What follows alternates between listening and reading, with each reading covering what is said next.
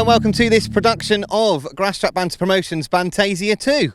We're here at the venue, which we've started to call Bantasia Arena, for a day of brilliant grass track racing. 40 races are scheduled for today. We've got some of Europe's best grass track riders in action today. We've got Theo Piper, 2 times European champion. We've got James Shanes, 2 times European champion. We've got Wajtknecht, he's a European champion, and a whole host of other good riders as well. Supporting those riders, of course, as always in British grass track, are the big 1000cc sidecars. It's a very tight track here at the Bantasia Arena, and we're looking forward to seeing just how well the sidecars go around here.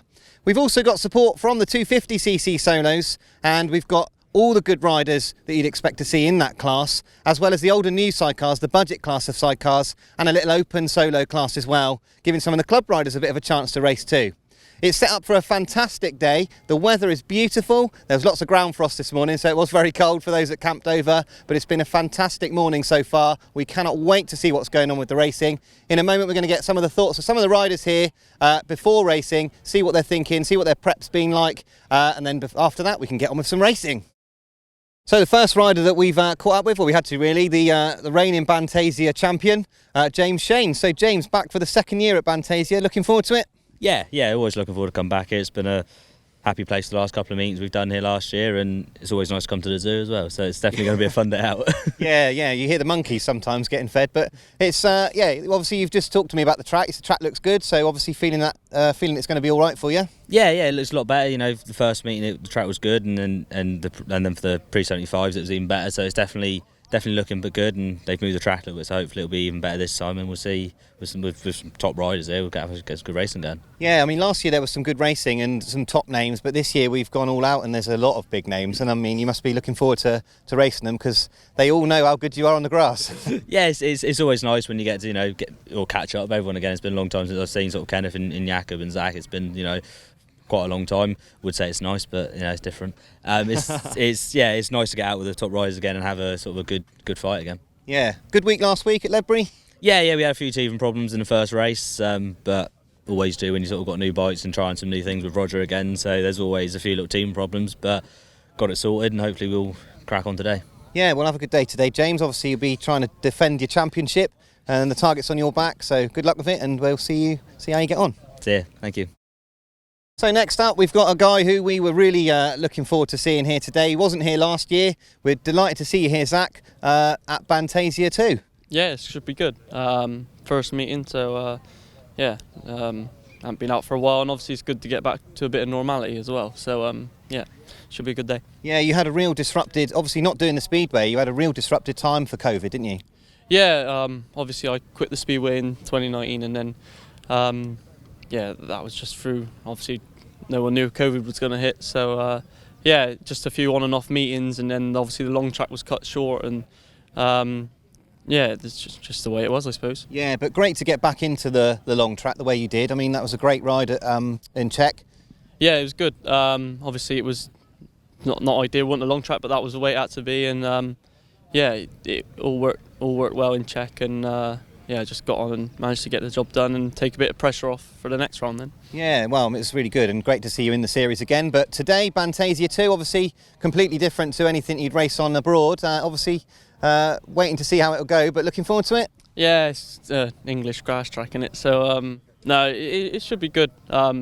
New club, it's just what we need, really. Sometimes we lose quite a lot of clubs, so it's good. And hopefully it should be, as long as everyone's all right, it should be good. Great stuff. Well, it's great to see you here, Zach. We're really chuffed to see you here. Have a good day. Thank you. So one of the things we are pleased about for Bantasia 2 is we've got a bit of an international feel to it, and one of our international riders from Denmark is Jakob Bukhave. Jakob, had a bit of a go on the grass, haven't you? But looking forward to it today? Yeah, definitely. It looks like a good day, and nice that the sun is out, not so normally in England for us coming from Europe. So yeah, it's good. It's going to be a good day, I'm sure. So how's have you ridden yet this season? How's the season started for you? We've only been doing a bit of Speedway and we went to Whaddon in Holland and tried the bikes out, and I did a bit of drift and ice in Denmark as well, so been a bit around. Yeah, a bit of all sorts of things going on then, but obviously today here, this track is probably something that you've not really ridden on before, a few bumps and stones and things. How are you feeling about that? Oh well, it's gonna be fun to try it out.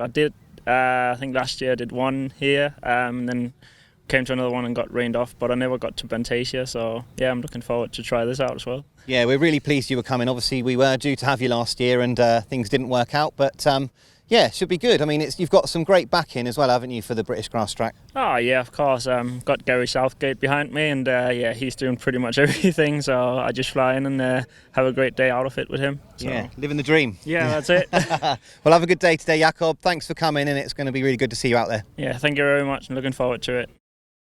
So continuing with our international theme, we've got another Danish rider. We've got 3 Danish riders here with us today, but second of our Danish riders, former world number 2, Kenneth Hanson. So Kenneth, finally we've got you to the Bantasia Arena.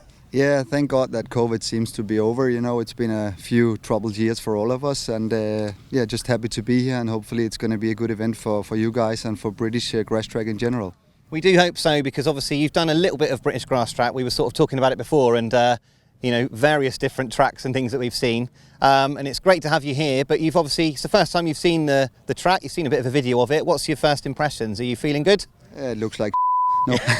It looks good. You know, a good setup here. The track seems to be good. I think it's going to be a nice size for racing. Hopefully, some interesting racing for the spectators. It seems good. You know, I like what you have been doing so far, and you know, keep up the good work. We will try. Yeah, we're trying to. But obviously, we're delighted to have you here and support the meeting. We've got the smaller track, and we've sort of talked about that a little bit. It's sort of like a big speedway track, really, the size-wise. But obviously, with the long track, you've had some good rounds on the speedway and on the bigger long tracks as well. So, I mean, size of the circuit doesn't seem to make much difference.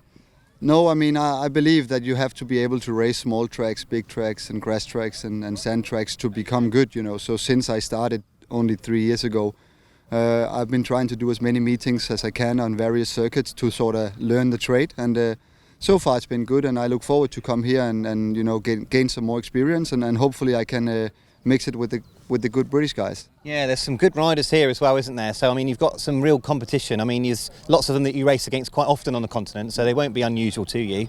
But so far this season, you know, you've done a bit of speedway, I know, in France and things. How's the season started so far? Because you've had a long time out, of course.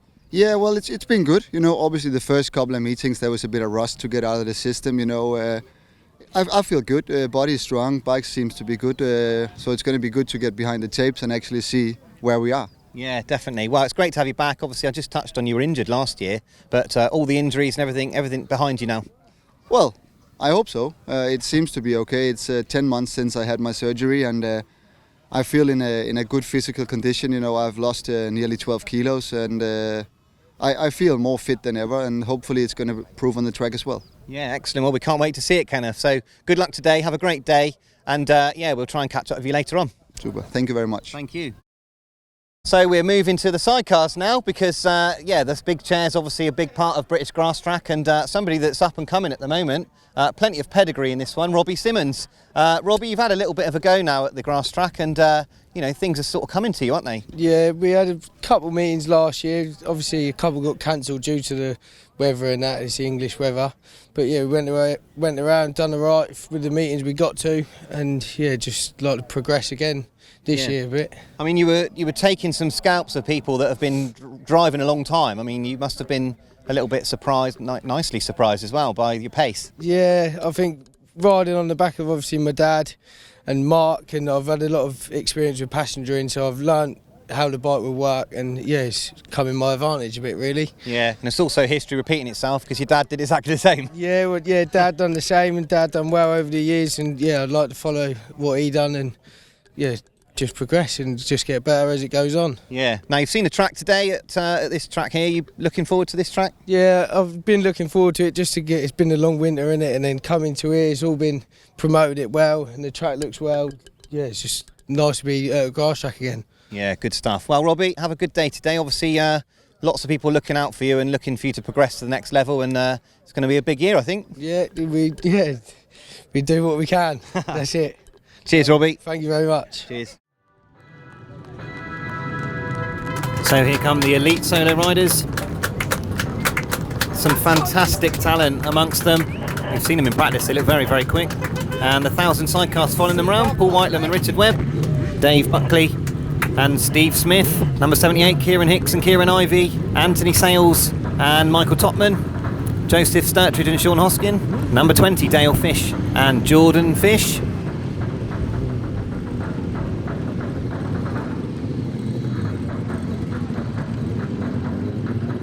Mark Cosser and Gareth Williams going by, Clint Blondell and Jordan Smith, number 80 Will Offen and Ricky Pay, number 15 Matt Fumarola and Andy Wilson, George Penfold and Danny Hill go by, Michael Austin and Vinnie Branch, Will Penfold and Bradley Reynolds, and the old and new sidecars coming by, led by Paul Nelson and Lewis Wharton, Brian Hatch and Lou Wharton, Luke Tuck.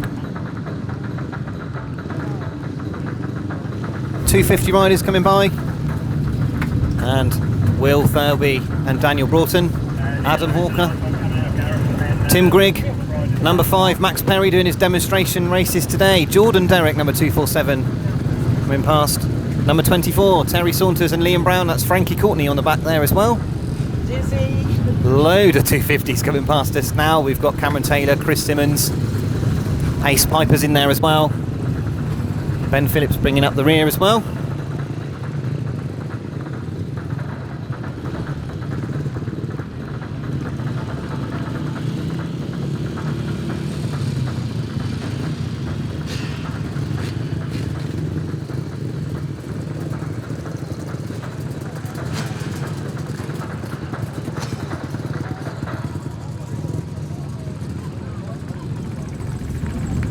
Number 72 is Mark Courtney and Leon Torres. They won Bantasia last year on the old and new class. That is Steen Piper, number 159. Chris Tyrrell and Willow Jeffrey.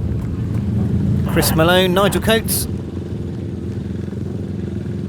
Barry Coates coming past. Happy to be in the meeting today, Barry.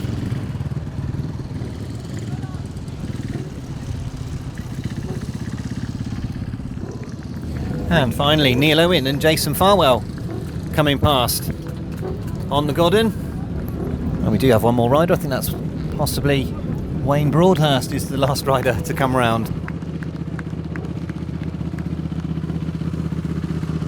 And it is Wayne Broadhurst who comes past in the open class. So that is the riders for today's racing.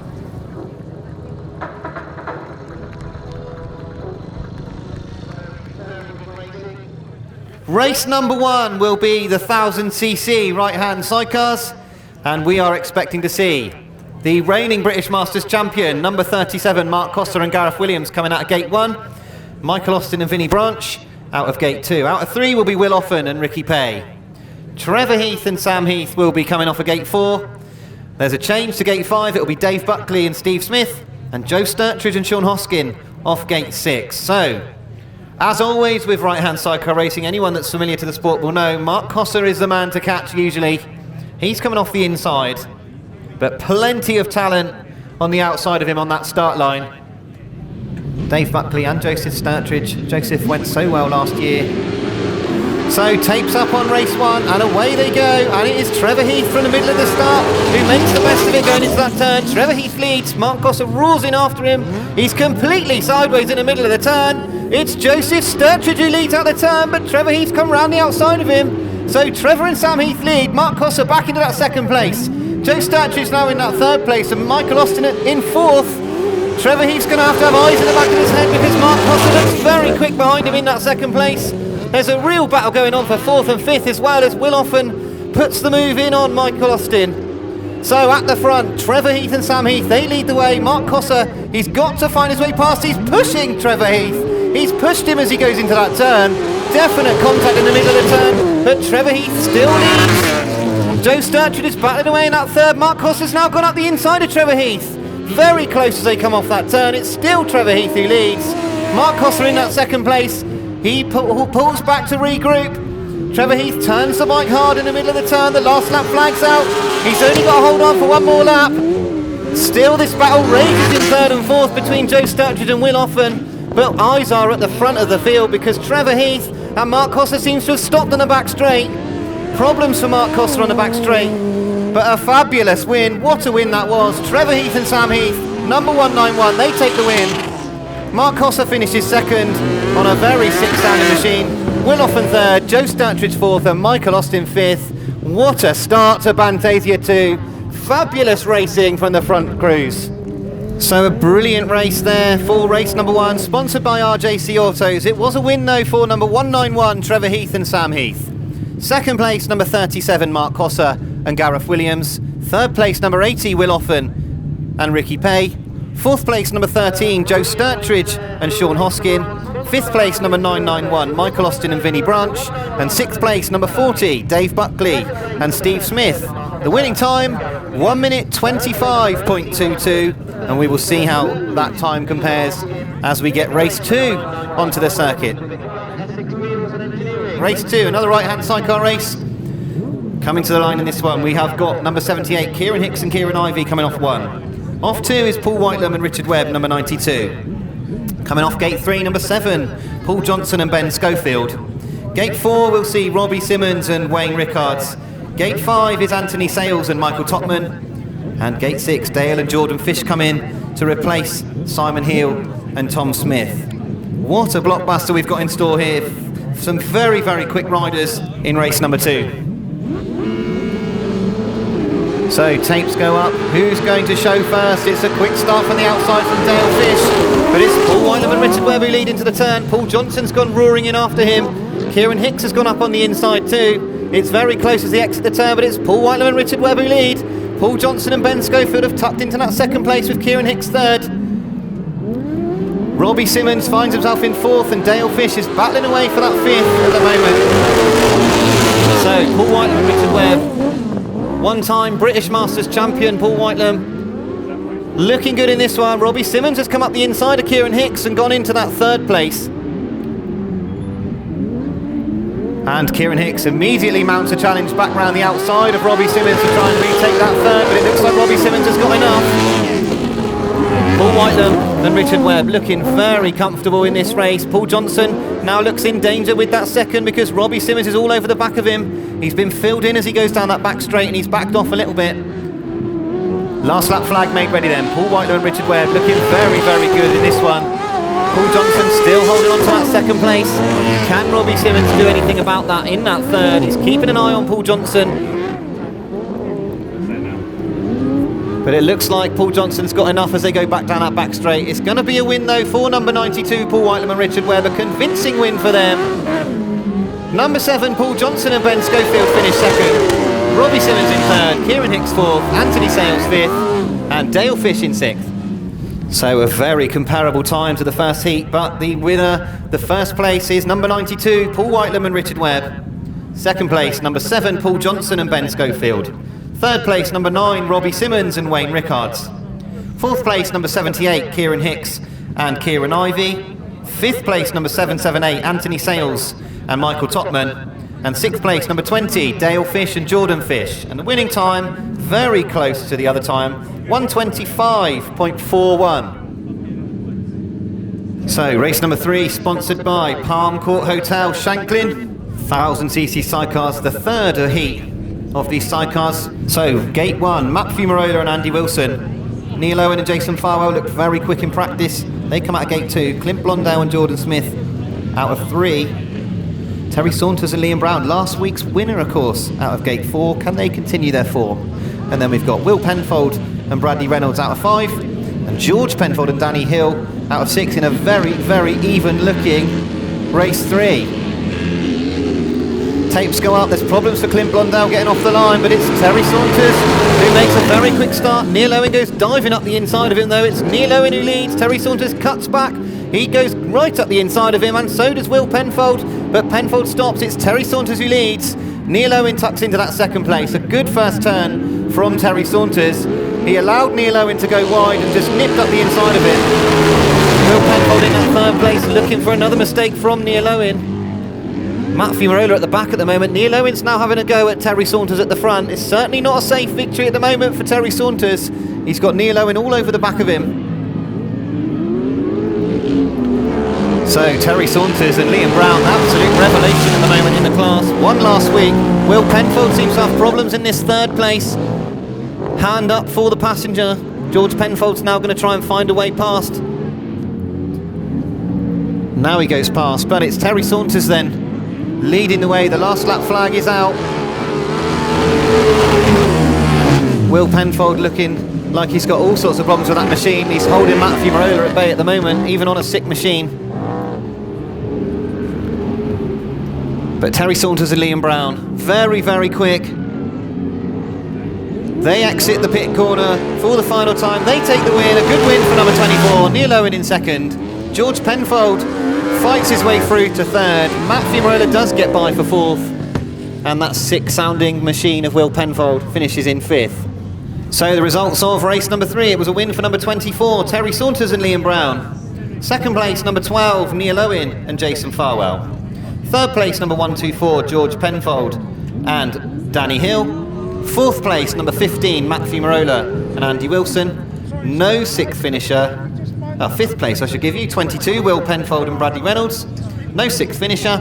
And the winning time, 1 minute 24.50. So the fastest of the three, 1:24.50 from the very fast starting Terry Saunders and Liam Brown.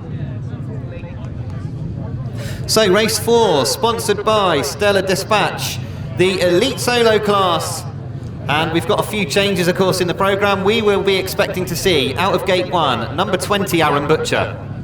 We will not see anyone out of gate 2. Andrew Appleton struck down with COVID. Out of gate 3, we have got number 412, Morten Quisgaard. Gate 4 will be Tony Atkin. Gate 7 will be Paul Cooper. Gate 8 will be Daniel Winterton. Finn Loheder will be out of gate 9. And gate 10, number 69, Chad Wertzfeld. So, again, a very open-looking race, this one. Race 4 then, the Elite Solos, sponsored by Stella Dispatch, makes a start. As they leave the start, it does look like that is Chad Wertzfeld that leads into the turn. I can see by the style it's Chad Wertzfeld, a brilliant start for him. Paul Cooper tucks up, right up close to him as he comes out the turn. Tony Atkins in third, Daniel Winston fourth. And that's Aaron Butcher in fifth with Finn Loheder sixth at the moment. So, at the front, Chad Wertzfeld. Lots of people very impressed with Chad last weekend at Ledbury. Looked very, very quick, and he's looking quick in this one. Paul Cooper in that second place, no answer at all to Tony Atkin. Our two European riders having a battle at the back at the moment, but Chad Wertzfeld, look at the style of him as he goes into that turn. Fantastic looking style. He takes the last lap flag here.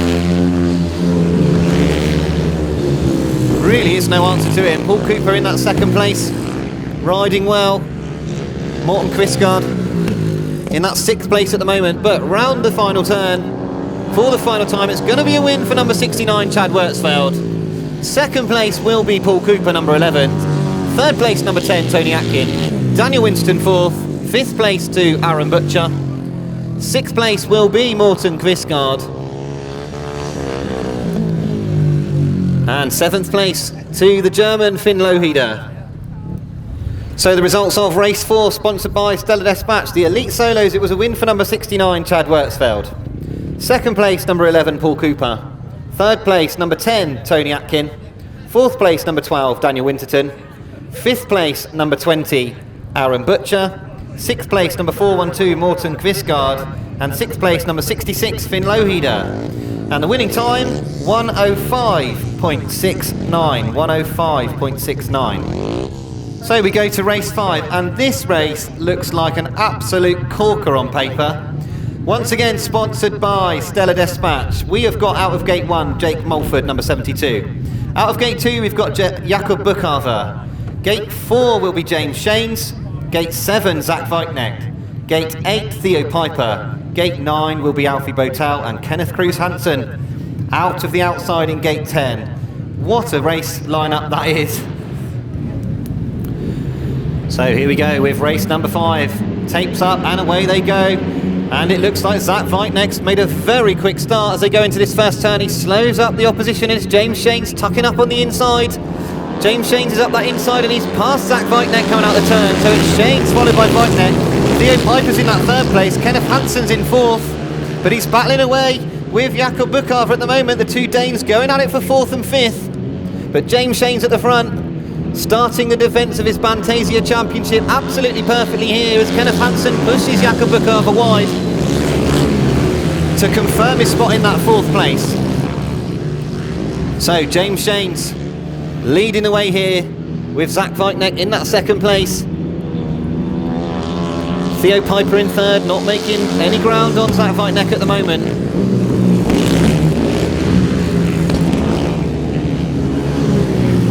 So down the back straight for the final time and into that bottom turn. James Shane's number 93, looking good at the moment here at the Bantasia Arena. Checkered flags made ready. It's going to be James Shane who takes the win. Zach Wajtknecht second, Theo Piper third. Kenneth Hanson finishes fourth. Fifth place will be, well, it's close between these two. It looks like Jakob Bukhave has finished fifth ahead of Jake Mulford and Alfie Botel in seventh. So the results of race 5, sponsored by the Stella Dispatch, the Elite Solos. It was a win for number 93, James Shanes. Second place, number 109, Zach Wajtknecht. Third place, number 115, Theo Piper. Fourth place, number 333, Kenneth Hanson. Fifth place, number 79, Jakob Bukhave. Sixth place, number 72, Jake Mulford. And seventh place, number 202, Alfie Botel. And the winning time, very close to Chad Wertzfeld's, 105.44. 105.44, very, very close times between the two Elite Solos. So race 6, sponsored by Team Palmer Racing. And we've got the Open 500 Solos coming to the line now. No Dave Mears in gate 4. And Aaron Butcher, of course, not going in this class, so his place taken by Nigel Coates in gate 5. No Harry Gent in gate 7 and no Stuart Mears in gate 8, but we do have Steve Tideswell coming in for James Peters out of gate 10.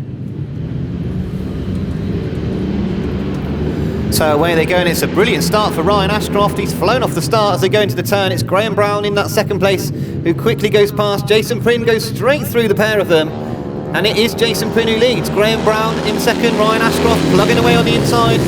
Nigel Coates is in that fourth place at the moment, but Jason Prynne, just like I said before, he's looking very quick around here.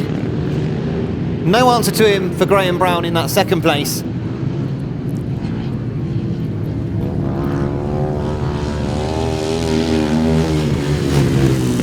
So Ryan Ashcroft, he's come past Graham Brown, coming past us, so a good ride by Ryan Ashcroft, but he's now gone wide. Allow Graham Brown back up the inside, but it is Ryan Ashcroft in that second place. He's gone back round the outside of Graham Brown. So that's a good ride by Ryan Ashcroft in that second place. So last lap flag then, it's one more lap to go for Jason Prynne. A solid ride this for the Cornishman. Ryan Ashcroft has now established himself in that second place ahead of Graham Brown in third. It's Nigel Coates riding well in that fourth place at the moment. And a battle between Daniel Broughton and Steve Tideswell for 5th and 6th. But a win, a good win for Jason Prynne in his opening ride. Second place to Ryan Ashcroft. Third place Graham Brown ahead of Nigel Coates in 4th. Close on the line for 5th, 6th and 7th. It's Daniel Broughton 5th, Steve Tideswell 7th, Dave Hollingsby in 8th. So the results of race 6, sponsored by Team Palmer Racing. It was a win for number 25, Jason Prynne. Second place, number 45, Ryan Ashcroft. Third place, number 3, Graham Brown. Fourth place, number 7, Nigel Coates. Fifth place, number 15, Daniel Broughton. Sixth place, number 4, Steve Tideswell. Seventh place, number 5, David Hollingsby. And the winning time, 1:16.41. So, race 7. We've got no Finn Loheder in gate 3. He, of course, is going in the elite class. And Morten Quistgaard, similarly, in gate 9 is replaced by Barry Coates. Other than that, we are as per programme for this one. We should have 9 solos on the line over there.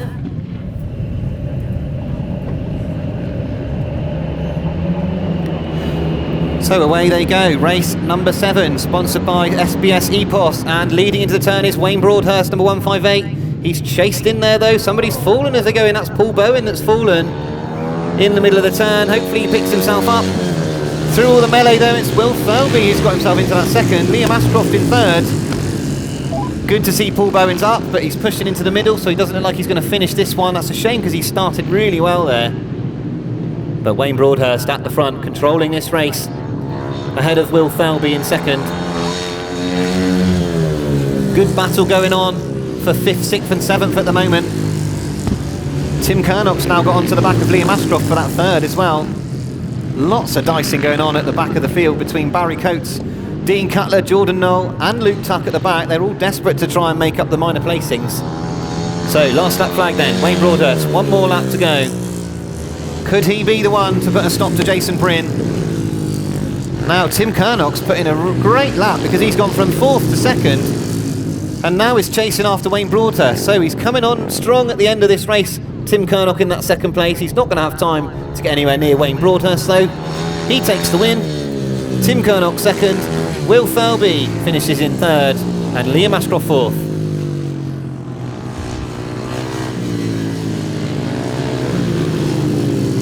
So the results of race 7, sponsored by SBS EPOS. It was a win for number 158, Wayne Broadhurst. 2nd place, number 726, Tim Kernock. 3rd place, number 47, Will Thirlby. 4th, number 83, Liam Ashcroft. 5th place, number 77, Barry Coates. 6th place, number 57, Dean Cutler. 7th place, number 89, Luke Tuck. 8th place, number 95, Jordan Knoll. No 9th finisher. The winning time, 1:16.56. 1 minute 16.56. So, race 8, back to 3 wheels, sponsored by Vince Stone Window Glazing. You can see the details in there. For Vince, old and new sidecars, leg number 1. And we are, as per programme, as far as I know, Liam Brown and Frankie Courtney off the inside. Liam having won his opening ride as a passenger in the 1,000 sidecars. Herman and Alan Paul off of gate 2. Brian Hatch and Lou Wharton 3, Mark Courtney and Leon Torres off of gate 4, Chris Tyrrell and Willow Jeffrey gate 5, and Paul Nelson and Lewis Wharton off the outside here. So, the first time to see the budget class sidecars this afternoon. And away they go, and it's a good start from Brian Hatch in the middle, number 69. He's made a great start, but it's Mark Courtney that leads into the first turn. They're close into the first turn. Very close in the first turn between those front two, but it's Mark Courtney and Leon Torres who lead. Brian Hatch in that 2nd place, Liam Brown in 3rd, Chris Tyrrell in the 4th place at the moment.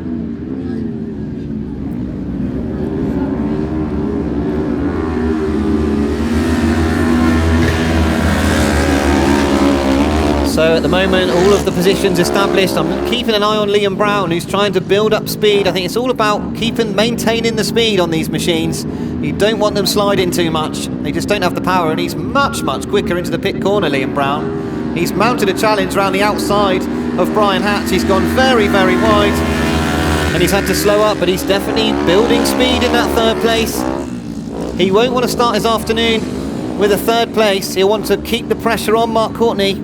Points all the way through the day in this class. The winning riders will be the ones who have scored the most points through the day. Liam Brown's changed tact in that 3rd place. He's now tucked up the inside. Brian Hatch is exactly where Liam Brown wants to be. If he's going to have to go past him, he's going to have to go round him, I think, because Brian and Lou are doing a great job at staying on the inside line. Know their way around this circuit, of course. They are the track curators. Had a lot to do with building this circuit. Checkered flag out for Mark Courtney and Leon Torres. A good win for them. Brian Hatch and Lou Wharton 2nd. Liam Brown 3rd. Chris Tyrrell will finish 4th. Paul Nelson in 5th. And Herman Paul will finish in 6th place.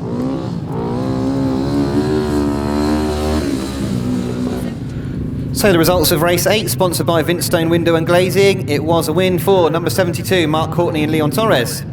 2nd place, number 69, Brian Hatch and Lou Wharton. 3rd place, number 3, that is Liam Brown and Frankie Courtney. 4th place, number 169, Chris Tyrrell and Willow Jeffrey. 5th place, number 181, Paul Nelson and Lewis Wharton. And 6th place, number 38, Herman and Alan Paul.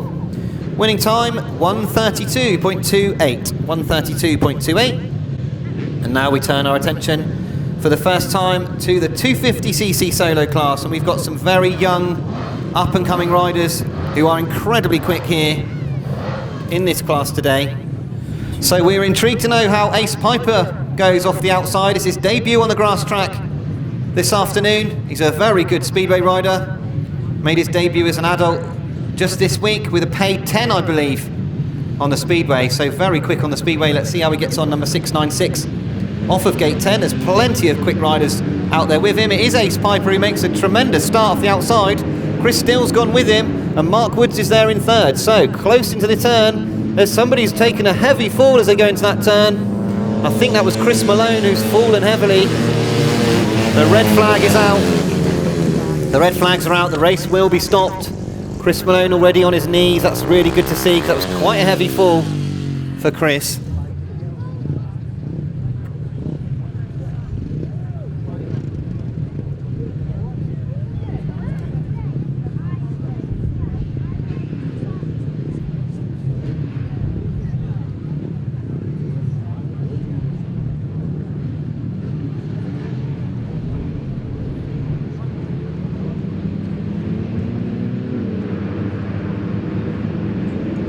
So away we go with race 9, the 250 solos. Into the turn they go. It's Chris Still that leads this time. Ben Phillips is putting Ace Piper under tremendous pressure for that second place. And Ace Piper's gone very, very wide after that move. But it's Chris Still who leads then. Ben Phillips, problems for Ben Phillips. Problems for Ace Piper as well as he goes past us. I think it was a very tough first turn. But look at the lead Chris Still has made up as he goes down that back straight. Second, third and fourth are all falling all over each other in there. Chris Mackett on the outside. I think that's Tim Grigg, is it? It's coming past. That's Mark Woods, of course, who was in that second, but he's been overtaken by Adam Hawker. Mark Woods goes back round the outside of Adam Hawker, going into the pit turn. And there's a squabble between 5th and 6th as well, between Austin Riches and Jake Breeze. But at the front, Chris Still looking very, very quick. He's got a tremendous lead on that two-stroke machine. Adam Hawker in second. He's fighting still with Mark Woods. It's a brilliant battle for this second place. Chris Mackett keeping a keen eye on what's going on in front of him. Any mistakes that are made, he'll be there. Mark Woods has gone round the outside of Adam Hawker now in that second place. But once again, Hawker's just got enough. Checker flag for Chris Still. He goes by us, winning the first race. Adam Hawker finishes second ahead of Mark Woods.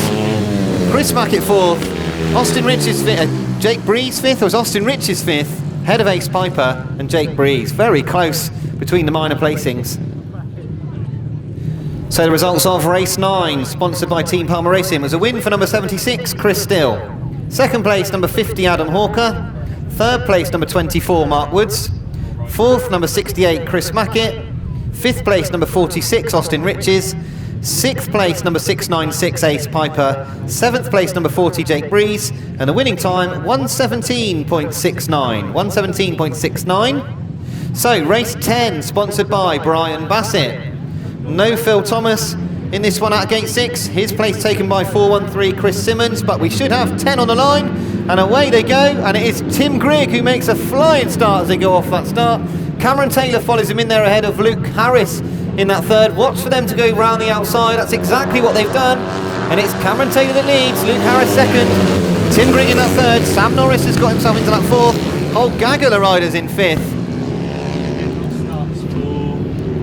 So Cameron Taylor ahead of Luke Harris at the moment. Can Luke Harris do anything about that? He really is a talent, Cameron Taylor. Sam Norris is now trying to go round the outside of Tim Grigg for that third. But Tim Grigg's very quick on the inside. He's a quick inside rider, Tim Grigg. He'll try and keep Sam Norris at bay, but Sam Norris has now got himself into that third place. So at the front, Luke Harris, he's still within striking distance of Cameron Taylor. Cameron Taylor will not be able to let up at all. One more lap to hang on. Sam Norris now established in that third place.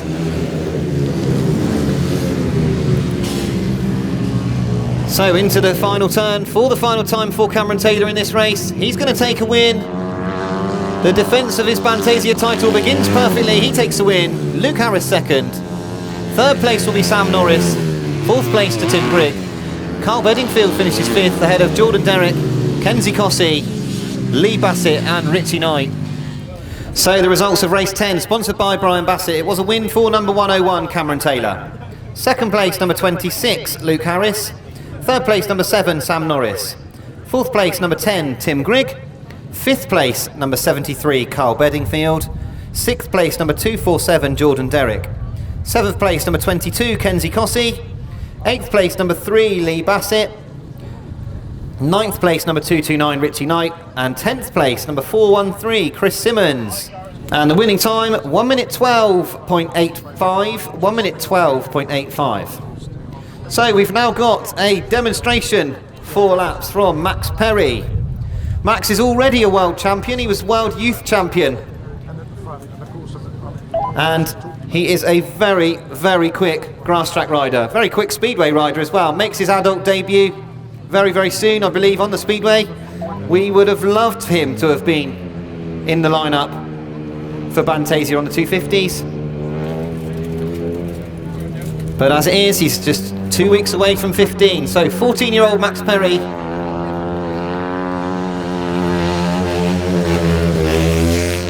Looking very, very quick as he goes into that turn.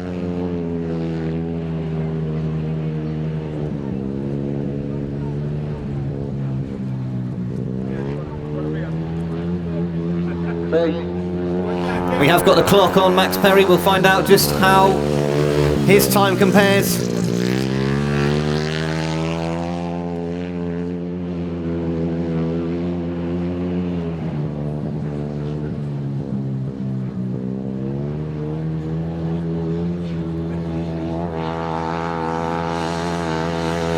So one more high-speed lap for Max Perry, the 14-year-old wonder kid. I wonder what he's going to come up with when he does it indeed go into the adults later on this season. We really are looking forward to seeing him racing against the men round the turn for the final time.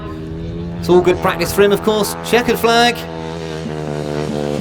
There we go. So Max managed to go round in 1 minute 14.75. 1 minute 14.75. So very competitive compared to the other results as well. So he's not hanging about, Max Perry, and I'm sure you agree that he is a very talented youngster. And we've also got Steen Piper coming out for 4 laps.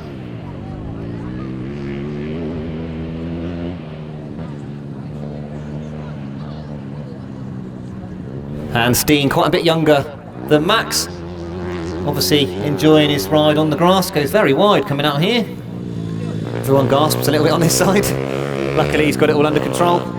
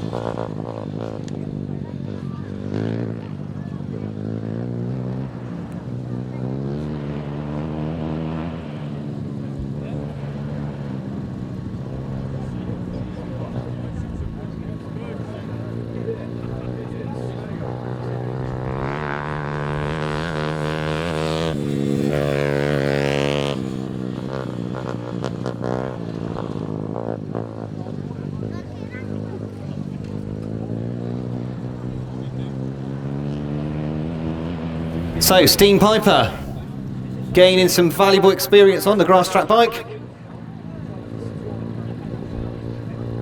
And we're sure we'll see him in years to come racing on the grass as well.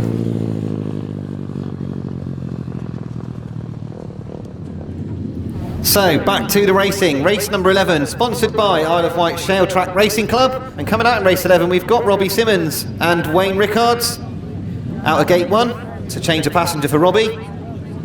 He came second in his first ride. Anthony Sales and Michael Topman in gate 2. Kieran Hicks and Kieran Ivey out of gate 3.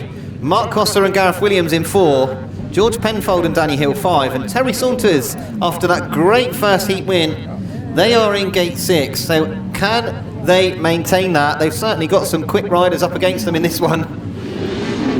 So away we go. There's a huge wheel stand off the line for Anthony Sales. But it's Mark Costa who leads. Terry Saunders in that second place. Robbie Simmons follows them in third. George Penfold tucks up the inside of Robbie Simmons, but it is Robbie Simmons in that third place, getting filled in by Terry Saunders. So Mark Costa and Gareth Williams, they've certainly got the problem solved that hampered them in their first ride.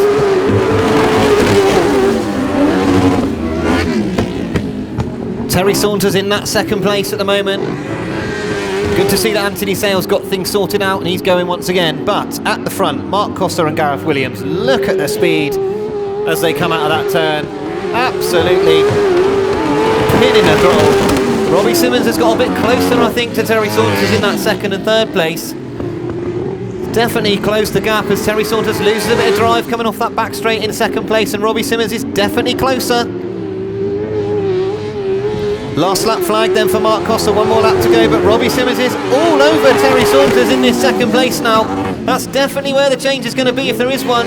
Terry Saunders has drifted wide, Robbie Simmons is tight up the inside. But he slows on a back straight. I think the bike just unsettled itself a little bit. And I think Terry might just about cling on to that second place, but it's Mark Costa who takes the win. Terry Saunders second, Robbie Simmons third, George Penfold in fourth, Kieran Hicks fifth, and Anthony Sales will finish in sixth place.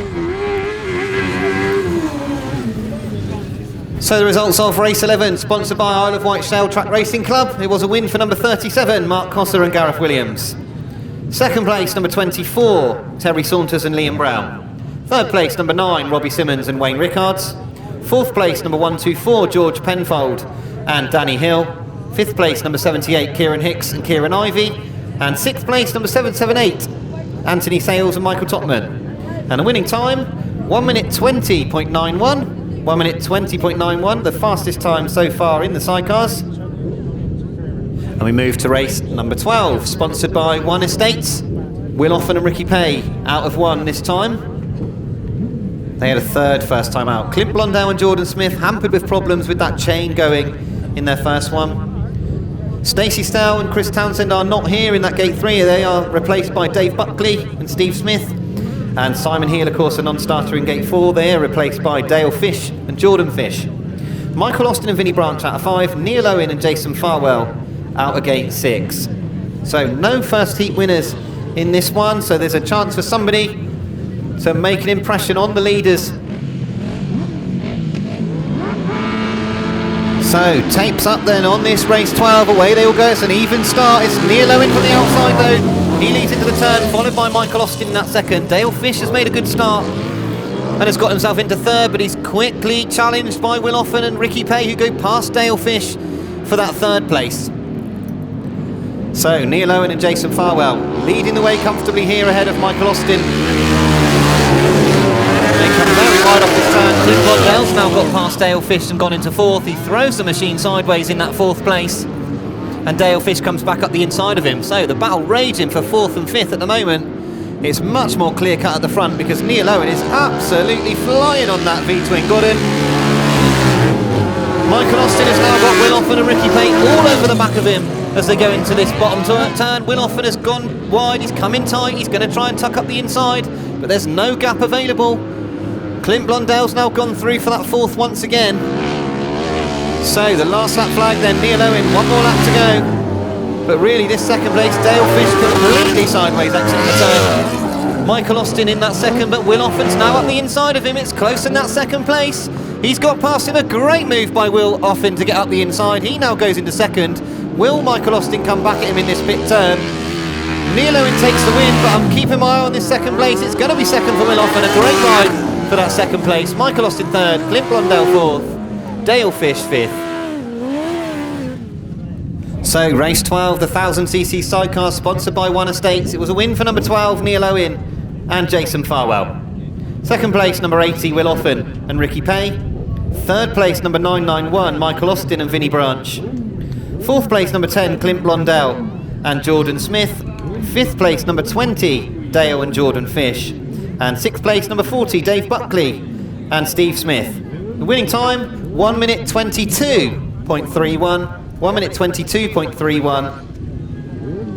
And we move on to race 13, sponsored by Palm Court Hotel, Shanklin.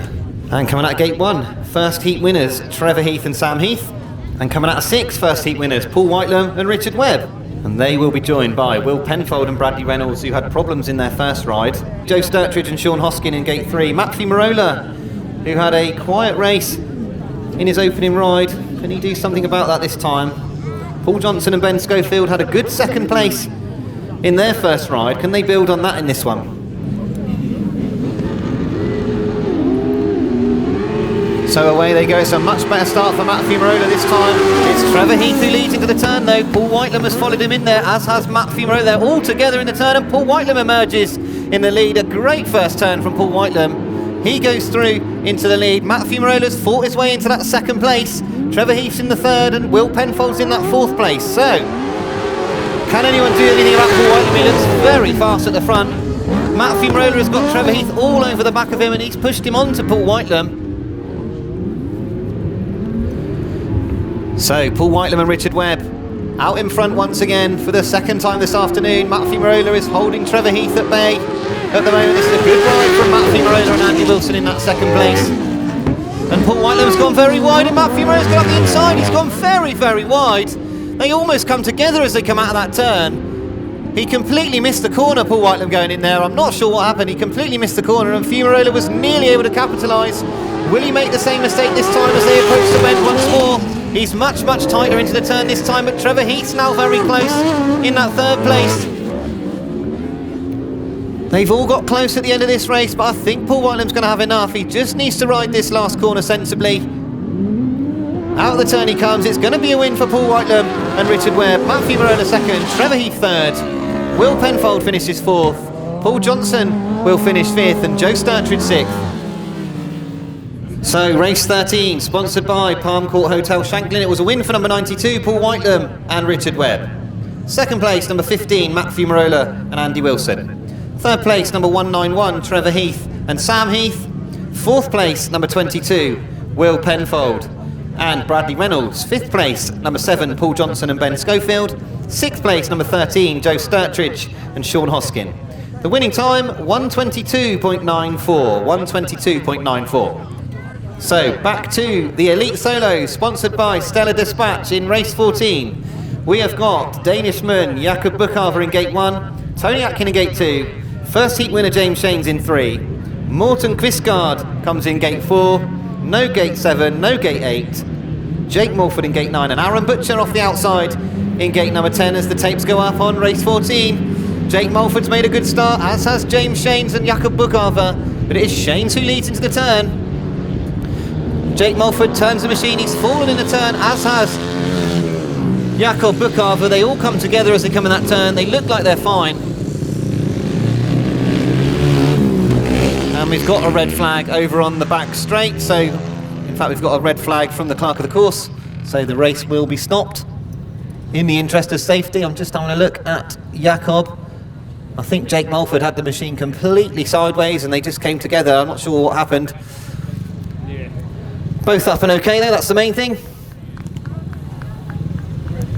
The riders coming back into line. Bukhave, Atkin, Shanes, Quistgaard, Mulford and Butcher. Just the 6 riders in this one.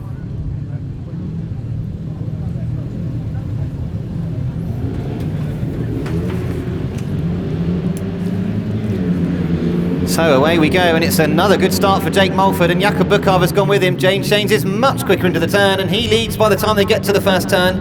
Mulford's going around the outside once again, but it's James Shanes who leads. Jake Mulford's in that second, but he's right on his tail as they go into that turn. He's not letting him go. Tony Atkins fought his way into that third place ahead of Jakob Bukhave, but James Shanes leads. Jake Mulford now has backed off a little bit, but he fought him into that turn. Now Jakob Bukhave has got through into that third. A chain guard has come off in front of us, and Jakob Bukhave has collected it as he's gone past, but luckily it's not stopped his progress. So James Shanes, the last lap flag. These races are very, very quick. He takes the last lap flag ahead of Jake Mulford. Bukhave looks like he's got the better of Tony Atkin now for that third place. Aaron Butcher in 5th, and Morten Quistgaard somewhere in 6th. I think he's just gone out very wide around this turn. But it's going to be a win for James Shanes. He takes away a huge wheel stand as he comes past us. Jake Mulford second. Third place will be Jakob Bukhave. Tony Atkin 4th. 5th place will be Aaron Butcher. So the results of race number 14. It was a win for number 93, James Shanes. Second of the afternoon. Second place, number 72, Jake Mulford. Third place, number 79, Jakob Bukhave. Fourth place, number 10, Tony Atkin. 5th place, number 20, Aaron Butcher. 6th place, number 412, Morten Quistgaard. The winning time, 1:05.16. 1:05.16, that's the fastest 4 laps that anyone has produced so far. Race 15 then, sponsored by Stella Dispatch. We've got Kenneth Hanson coming out of gate 1. Chad Wurtzfeld, the first heat winner in gate 2. Alfie Botel in gate 3. No Ryan Kinsley, of course. We've got Finn Lohede from Germany in gate 4. Theo Piper in gate 7. Paul Cooper in gate 8, Zach Wajtknecht in gate 9, and Daniel Winterton, gate 10, in a very competitive looking race 15. So away they go, and it's a good start from Zach Wajtknecht. He leads going down the back straight. Chad Wurtzfeld's there too. Paul Cooper is the one that's challenging Zach Wajtknecht on the outside line. They all come together in the exit of the turn. Gone very, very wide. It's Wajtknecht who leads though. Chad Wurtzfeld's in that second. They're all together for third, fourth, fifth and sixth. And it's Hanson on the inside. It's somebody going round the outside. I think that's Theo Piper going round the outside as they go around that turn. So Zach Wajtknecht, a comfortable lead here ahead of Chad Wurtzfeld. Theo Piper's on the outside, plugging away at Kenneth Hanson in that fourth place. Paul Cooper's very comfortable in that third. So the battle really for fourth and fifth at the moment between Hanson and Theo Piper. As the last lap flag goes out for Zach Wajtknecht, a brilliant ride by him. Piper and Hanson are right together as they come past us, and now Theo Piper goes up the inside of Kenneth Hanson going into the pit turn and chases after Paul Cooper. So the checkered flag is made ready. It's going to be a win and a first for the afternoon for Zach Wajtknecht. He takes the win. Chad Wurtzfeld finishes second. Third place to Paul Cooper. Theo Piper fourth. Fifth place Kenneth Hanson. Sixth place Daniel Winterton. Alfie Botel in seventh. And Finn Loheder finishing in eighth. So the results of race 15, and very competitive times once again. It was a win for number 109 Zach Wajtknecht. Second place number 69 Chad Wurtzfeld. Third place number 11 Paul Cooper. Fourth place number 115 Theo Piper. Fifth place number 333 Kenneth Cruz Hanson. Sixth place number 12 Daniel Winterton. Seventh number 202 Alfie Botel. And eighth place number 66 Finn Loheder. And the winning time 105.38. 105.38, so literally hundredths of a second between them at the moment. So race 16 sponsored by Team Palmer Racing. It is the Open 500 solos. We've got Ryan Ashcroft, Tim Kernock, Steve Tideswell in replacement of James Peters, number 4. Number 77 Barry Coates in replacement of Morten Kvistgaard. And problems on the line as somebody breaks the tapes.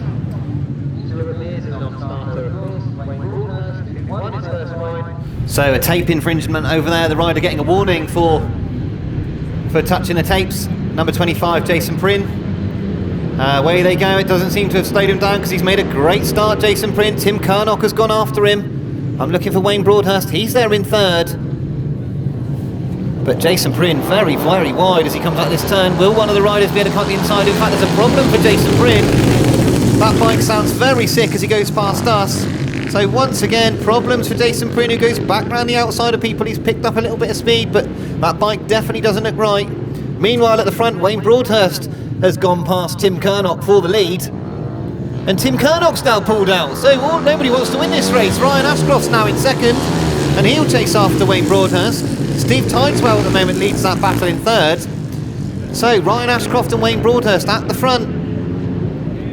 Steve Tideswell comes through into that third place. And the last lap flag is made ready. Wayne Broadhurst ahead of Ryan Ashcroft.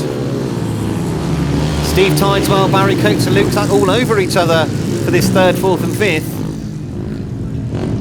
Jason Prynne still plugging on despite all those problems with the machine. Look how close this third place battle is. They're absolutely together, those three riders. It's going to be close on the line for the win because they've caught right up. It's Ryan Ashcroft, I think, right on the line ahead of Wayne Broadhurst.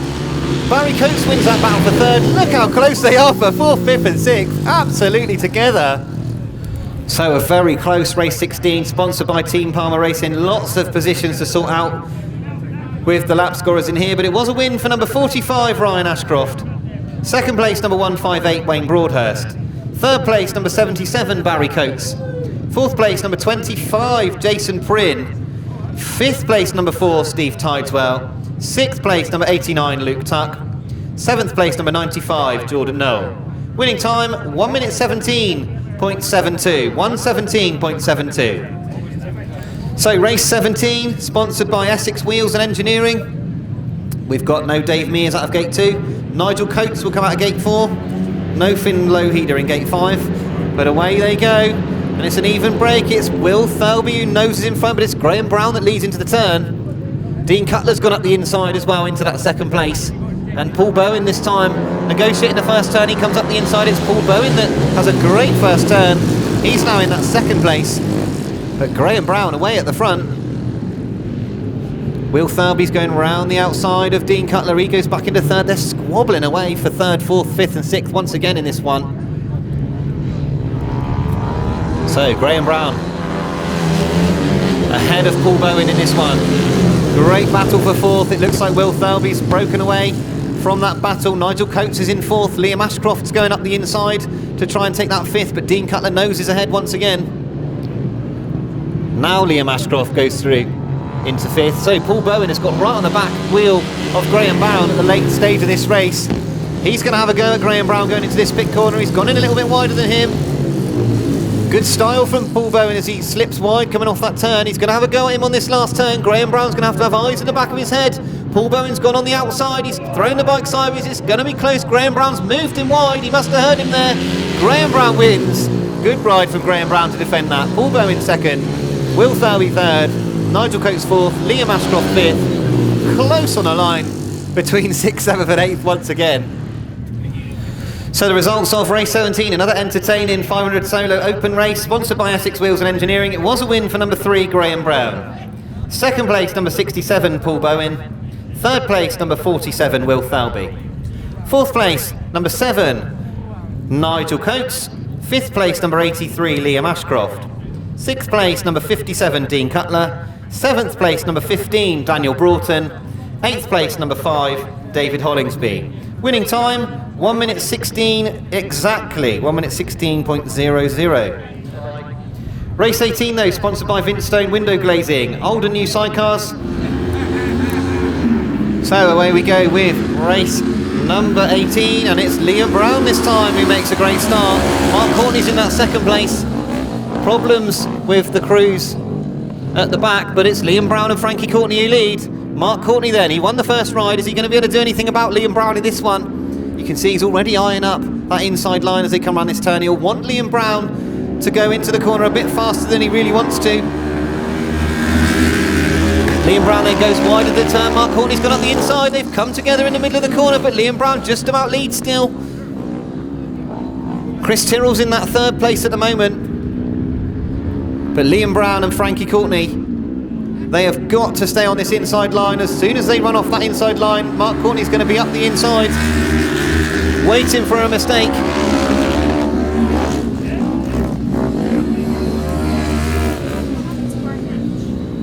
So down the back straight, back down the back straight they go and into the pit turn once again. Mark Courtney's definitely faster into the turn. He's definitely quicker. They've touched in the middle of the turn.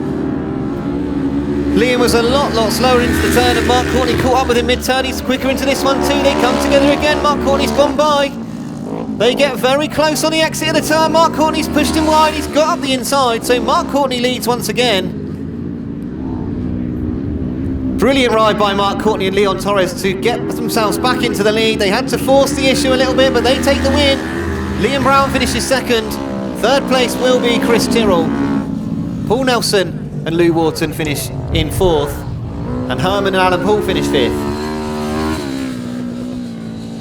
So the results of race 18, sponsored by Vinstone Window Glazing. It was a win for number 72, Mark Courtney and Leon Torres. Second place, number 3, that is Liam Brown and Frankie Courtney. Third place, number 169, Chris Tyrrell and Willow Jeffrey. Fourth place, number 181, Paul Nelson and Lou Wharton. And fifth place, number 38, Herman and Alan Paul. And the winning time, 1 minute 30.47. 1 minute 30.47. So back to the 250 solos for race 19, sponsored by TTL Sports Photography. Jake Breeze takes the place of Graham Thomas in gate 1. No Aidan Arthur either in gate 7. That will be taken by Giles Dismore, number 82. And Phil Thomas, of course, in gate 10 will be taken by number 413, Chris Simmons. So Tim Grigg, Ace Piper, Sam Norris, Chris Still with that brilliant win. Yeah. Cameron Taylor also won in his first ride, so we've got both our heat winners coming together here. So away we go, and it is Cameron Taylor that leaps off the line, but Tim Grigg and Chris Still are there with him as they go into the turn. Cameron Taylor leads, Chris Still second, Tim Grigg third. Richie Knight's got himself into that fourth place, but Sam Norris is coming right round the outside of the pack. Ace Piper's in there as well against Richie Knight at the moment. They're all close together for that 5th place. Now Sam Norris goes through into 4th. Ace Piper comes through into 5th. So Cameron Taylor looking absolutely brilliant here. Really is looking peerless at the moment in this 250 class. Won last weekend at Ledbury. Chris Steele and Tim Grigg are keenly battling away for that 2nd place, but they've allowed Sam Norris to come up the inside of them. He's got much closer to them. So the last lap flag made ready then. Cameron Taylor looking good, looking smooth once again. Now Sam Norris is right on the back of this battle for 2nd and 3rd, and he goes wide into the pit corner to try and generate a bit of speed, to try and make his way around the outside in that 4th place. He's got right up the side of Tim Grigg, but he's just about run out of speed. Can he do anything on this last turn? Cameron Taylor's going to take the win, that's for sure.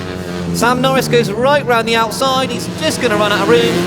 It's 4th place for Sam Norris. Ace Piper 5th. 6th place will be Jake Breeze.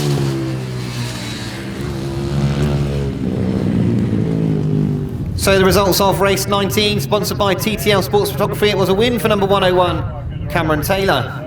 2nd place, number 76, Chris Still. 3rd place, number 10, Tim Grigg. 4th place, number 7, Sam Norris. 5th place, number 696, Ace Piper. 6th place, number 40, Jake Breeze. 7th place, number 229, Richie Knight. And 8th place, number 413, Chris Simmons. The winning time, 1:13.34. 1:13.34. So, race 20, sponsored by Brian Bassett. And we have got Luke Harris coming out of gate 1. Austin Riches in gate 2. Lee Bassett gate 3. Adam Hawker gate 4. Gate 5 is Kenzie Cossey, who is number 22, not 122. Ben Phillips, who we believe is riding a different number as well. We'll have to wait and see with Carl Bedingfield. Chris Mackett is in gate 8 in the place of Gary Cook. Jordan Derrick in gate 9 and Mark Woods in gate 10. So we'll keep an eye on what number Ben Phillips is running.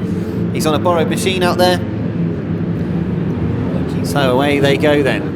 And it is Carl Bedingfield who leads into the turn. A great start from Carl Bedingfield, but Luke Harris now nips ahead. Adam Hawker's right on the inside line. But it's Luke Harris who leads, Carl Bedingfield in 2nd. All together for that 2nd place, it's Carl Bedingfield at the moment, but Ben Phillips has roared round the outside and gone into that 2nd place. A great ride by Ben Phillips in that 2nd place. Mark Woods has found himself in that 3rd, and Adam Hawker's now nipping up the inside as well. They're all together for this 4th place. Mark Woods now is on the outside, and he tries to go round Carl Bedingfield and Adam Hawker as they go into the turn. He's a little bit loose coming around that turn. So the front 3 places look to be... The front 2 places look to be secured. Just a bit confused by Chris Mackett there.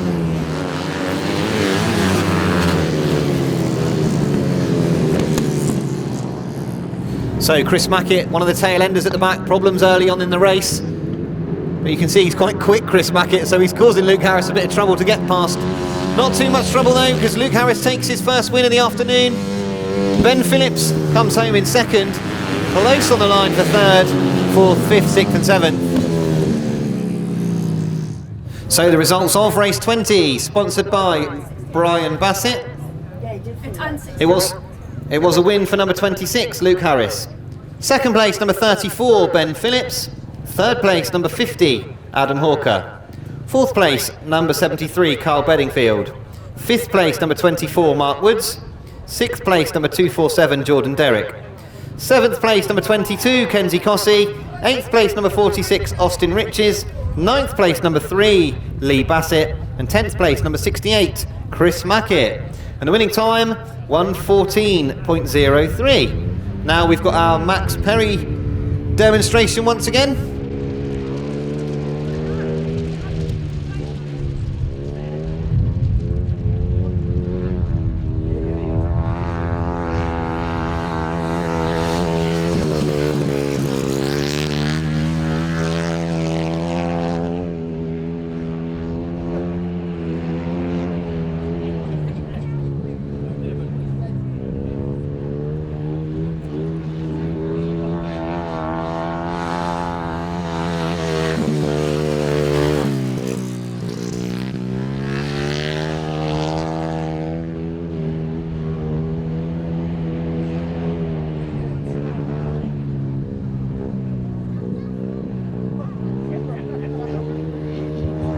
So the super stylish Max Perry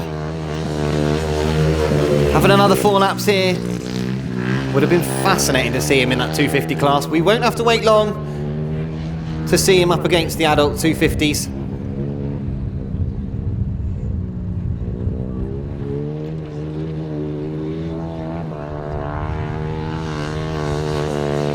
Another very quick 4 laps for Max Perry. And Max's time 1:15.44 this time, so once again not far off. Not far off at all, those adult riders. 1000cc sidecars coming back onto the track for race 21, sponsored by Palm Court Hotel in Shanklin. And we have got Joe Sturtridge off of gate 1, Matthew Marola and Andy Wilson off gate 2. No Simon Heel, of course. We've got Dale and Jordan Fish filling that slot in gate 3. Clint Blondell and Jordan Smith in gate 4. Robbie Simmons and Wayne Rickards in gate 5. And Mark Costa and Gareth Williams off the outside. At the moment, of course, the competition led by Paul Whitelam. And the top 6 at the moment, the all-important top 6 at the moment, is Paul Whitelam, Neil Owen, Mark Costa, Terry Saunders, Trevor Heath and Will Offen. But of course that can all change in this last set of heats. We've got Mark Costa in this one. Matt Fumarola and Robbie Simmons are 7th and 8th at the moment, so they're both in this one. They need big points in this one if they want to make that A final. Joe Sturtridge is on 4 points at the moment, so they're just waiting. It looks like the reserves coming out onto the circuit. So coming into this race then, Clint Blondell is not coming to the line. That's a real shame for Clint, but you can see that Dan Berwick, number 68, and his passenger Mark Hopkins have come in to fill that hole in gate number 4, so we'll still have 6 outfits in there for this one. Dan Berwick's joining the lineup here in this 3rd leg. So away they go, and it's a cracking start off the outside for Mark Costa and Gareth Williams. Robbie Simmons follows him in there, and Dale Fish once again making a great start as they all file in after him. Dale Fish slides wide and Matthew Marola comes up the inside for that 3rd place. So Mark Costa and Gareth Williams, they had a problem in their first ride, they won their 2nd ride, and they are looking very quick once again in this 3rd ride. Robbie Simmons and Wayne Rickards once again in amongst the points. They need good points, these 2nd and 3rd place crews, if they want to get into that A final. So Matthew Marola and Andy Wilson, they'll desperately want to find a way past Robbie Simmons one way or another. They need those points, they really do, because they know that 4 might not be enough in that 3rd place. But Robbie Simmons at the moment looking quick enough. The last lap flag comes out then for Mark Costa and Gareth Williams, absolutely flying as they come out this turn. Dale Fish having a good ride in that 4th place.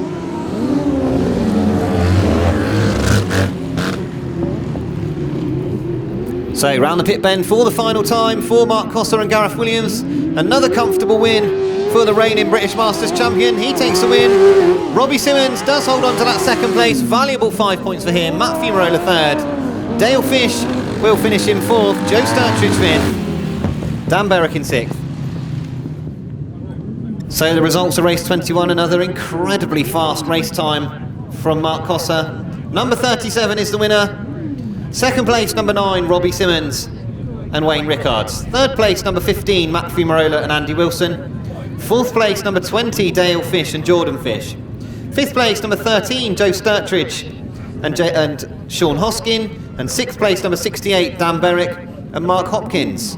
And the winning time, that very fast time, 1:20.07. So race 22, sponsored by One Estates. Coming to the line in race 22, we have got Will Penfold and Bradley Reynolds in gate 1. Anthony Sales and Michael Topman, gate 2. Michael Austin and Vinnie Branch off of 3. The unbeaten crew of Paul Whitelam and Richard Webb in gate 4. Terry Saunders and Liam Brown, who have had a win and a 2nd in gate 5. And Trevor Heath, who's been in amongst the points with a win and a 3rd. He's in gate 6. And the tapes go up, away they go. It's another wheel stand for Anthony Sales, but it's Terry Saunders that leads as they go into that turn. Trevor Heath follows him in there. Michael Austin's in there in 3rd. Will Penfold's tucked up the inside, and Paul Whitelam's right at the back. So the unbeaten Paul Whitelam has got his work cut out here because he's in 5th place going back into the pit corner. What is he going to be able to do about that? Terry Saunders at the front looking very, very quick. Trevor Heath in that 2nd place. Paul Whitelam's now working away at Will Penfold. He comes up the inside, hard on Will Penfold into the turn. Now Paul Whitelam's in that 4th, and he'll start to work his way towards Michael Austin in that 3rd place. So at the front, Terry Saunders and Liam Brown looking good in this one, but Trevor Heath's come up the inside. Trevor Heath's got a very quick inside line off this turn. He's now right on Terry Saunders as they go in this turn. They are very close for 1st and 2nd. Trevor Heath's got a bit of drive on that back straight. He's got the bit between his teeth here. Trevor Heath pushing Terry Saunders in that turn. He cannot go wide, and Trevor Heath's right on the inside. They've got one more lap to sort it out because Terry Saunders and Trevor Heath are completely locked together. Problems for Paul Whitelam in that 4th, but at the front, Terry Saunders and Trevor Heath. This is going to go down to this last turn. Terry Saunders, he's got to keep it in, he's got to keep it tight. Trevor Heath's got it even tighter. It's going to be a win for Terry Saunders. Trevor Heath 2nd. Michael Austin finishes. He's thrown a chain as he goes past us. In fact, it's very close as they come past us. The chain going off the back of Michael Austin. I think he just clung on to 3rd. Drama in race 22. Absolute drama. So race 22, sponsored by One Estates, was a win for number 24, Terry Saunders and Liam Brown. 2nd place, number 191, Trevor and Sam Heath. 3rd place, number 991, just holding on to it, Michael Austin and Vinnie Brunch. 4th place, number 92, Paul Whitelam and Richard Webb. 5th place, number 22, Will Penfold and Bradley Reynolds. And 6th place, number 778, Anthony Sales and Michael Topman. And the winning time, 1 minute 21.28. 1 minute 21.28. Race 23 then, sponsored by Team Palmer Racing. The 3rd leg, the final qualifying ride for the 1000cc sidecars. And we've got George Penfold and Danny Hill in gate 1. Paul Johnson and Ben Schofield in gate 2. They had a good opening ride. And another good ride here could get them into that final. Neil Owen and Jason Farwell in gate 3. A brilliant win for them earlier on. No Stacey Stell, of course. The place in gate 4 taken by Dave Buckley and Steve Smith. Kieran Hicks and Kieran Ivey in gate 5, and Will Offen and Ricky Pay, gate 6. So we've got a lot of riders here once again on the cusp who need good rides in this one to try and get into that A final. We know that Mark Costa's going to be there. We know that Terry Saunders is going to be there. We more or less know that Trevor Heath's going to be there, given the points that they've scored. So 6 outfits on the line once again for race 23. And away we go. It's a good start on the inside for George Penfold this time. He's flown off the start. But it's Kieran Hicks and Kieran Ivey who lead into the turn. It's a close first turn. All 3 outfits coming together there, and Paul Johnson's capitalised. He's gone up the inside. That was a very tough first turn. And in fact, we've lost a passenger on the back straight as well. All sorts of drama, and the red flags have gone out. George Penfold was leading. George Penfold now comes infield as well. But the red flags go out, and we stop. Lots of action there. It's hard to keep up with what was going on. We had a good start for George Penfold on the inside. We had all of them clashing together in that first turn. Kieran Hicks basically got sandwiched between 2 outfits in the first turn. Then Dave Buckley decided to throw his passenger off going down the back straight. George Penfold's then gone infield coming around this turn in the pit corner. Kieran Hicks has pulled up over the other side. I'd imagine his bike's about 3 inches narrower now. Will Offen's there, Paul Johnson's there, Neil Owen's there. Just the 3 outfits, so no George Penfold and no Kieran Hicks. So big points on offer for these 3 now as they leave the line. It's a very even start. Into the first turn they go. It's Neil Owen who leads, Paul Johnson right on the inside as they go into that turn. Will Offen now in that 3rd place. So Paul Johnson picks up lots of drive on the back straight. And Will Offen gets back on terms with him, but Paul Johnson pushes him wide. He keeps himself in that 2nd place. He's pushed Will Offen very, very wide. Neil Owen's at the front, but Paul Johnson's still on that inside line. Will Offen still not got by. They've got together in the middle of the turn. Now Will Offen gets himself a bit of space in that 2nd place, but Paul Johnson will still be scoring good points in that 3rd place. So Neil Owen and Jason Farwell looking home and dry in this one. Will Offen in that 2nd place. Had to work hard for that 2nd place, but he's looking good now he's there. Paul Johnson looks like he's struggling with that machine. He's driving very hard. So last lap flag then, Neil Owen and Jason Farwell. The Flying Welshman. Will Offen's gone very wide on this straight over here.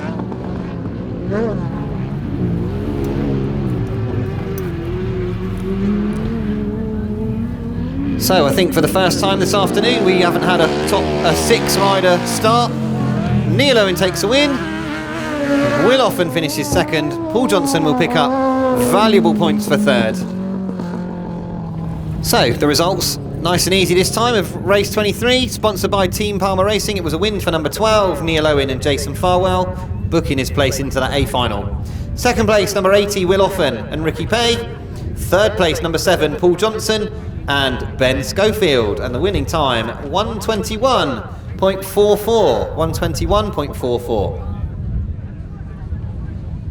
So, race 24, sponsored by Stella Dispatch, will be coming to the line next. No Charlie Powell in gate 1. Paul Cooper will be in gate 2. No Ryan Kinsley, of course, his place taken by Finn Loheder in gate 3. Zach Wajtknecht in gate 4. Jake Mulford out of 7. Aaron Butcher will be in gate 8. Morten Quisgaard in gate 9. And Alfie Botel out of gate 10. So they are lined up ready for this race 24. Tapes up, away they go. It's a good start by Alfie Botel this time. He's gone well away off the start, but it's Zach Wajtknecht who leads. Paul Cooper's in that second place.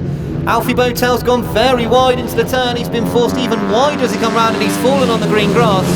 And another bike has fallen as well at the back. So, problems for 2 of our riders at the back. I think that's Morten Quisgaard that's gone out there with Alfie Botel. And the red flags have come out because the bikes are in that runoff area. So I think Alfie getting pushed very, very wide. Quisgaard, seeing that Alfie was on the floor, made sure that he threw the machine to the floor as well.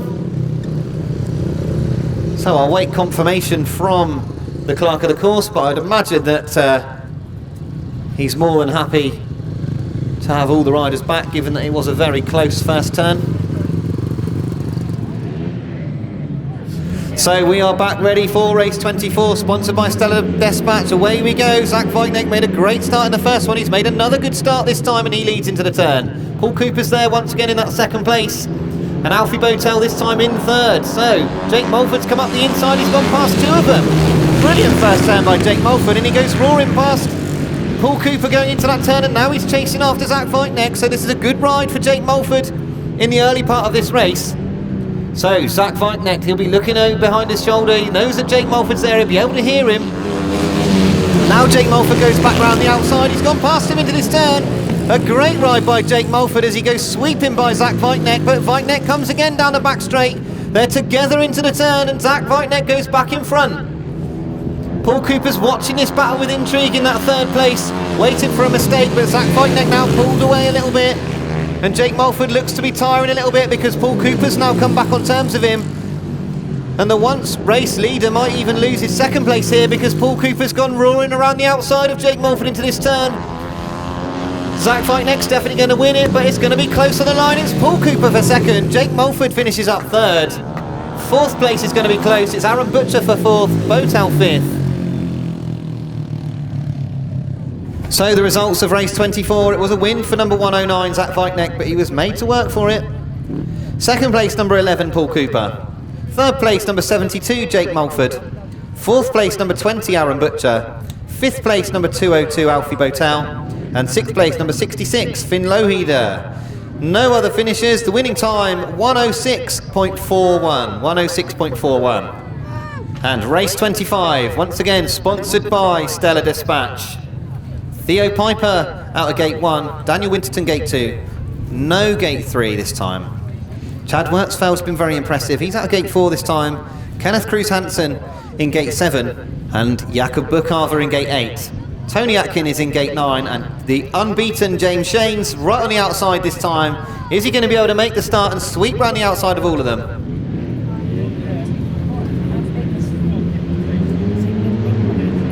So away we go then. James Shanes has made a good start off that outside. Kenneth Hanson's made a good start too. Tony Atkin's gone in there in second. It's Kenneth Hanson who comes through into that second though. Up the inside comes Theo Piper, and Daniel Winterton once again has gone past a lot of them. And they're together for this second place. It's Winterton in that second place. Theo Piper now turns the bike hard in the middle of the turn. He raises himself and he's fallen. Coming off that turn, a nasty looking spill between Theo Piper and Daniel Winterton. The red flags go out. The race is stopped. That's a nasty looking tumble for Daniel and for Tio. He lifted in the middle of the turn.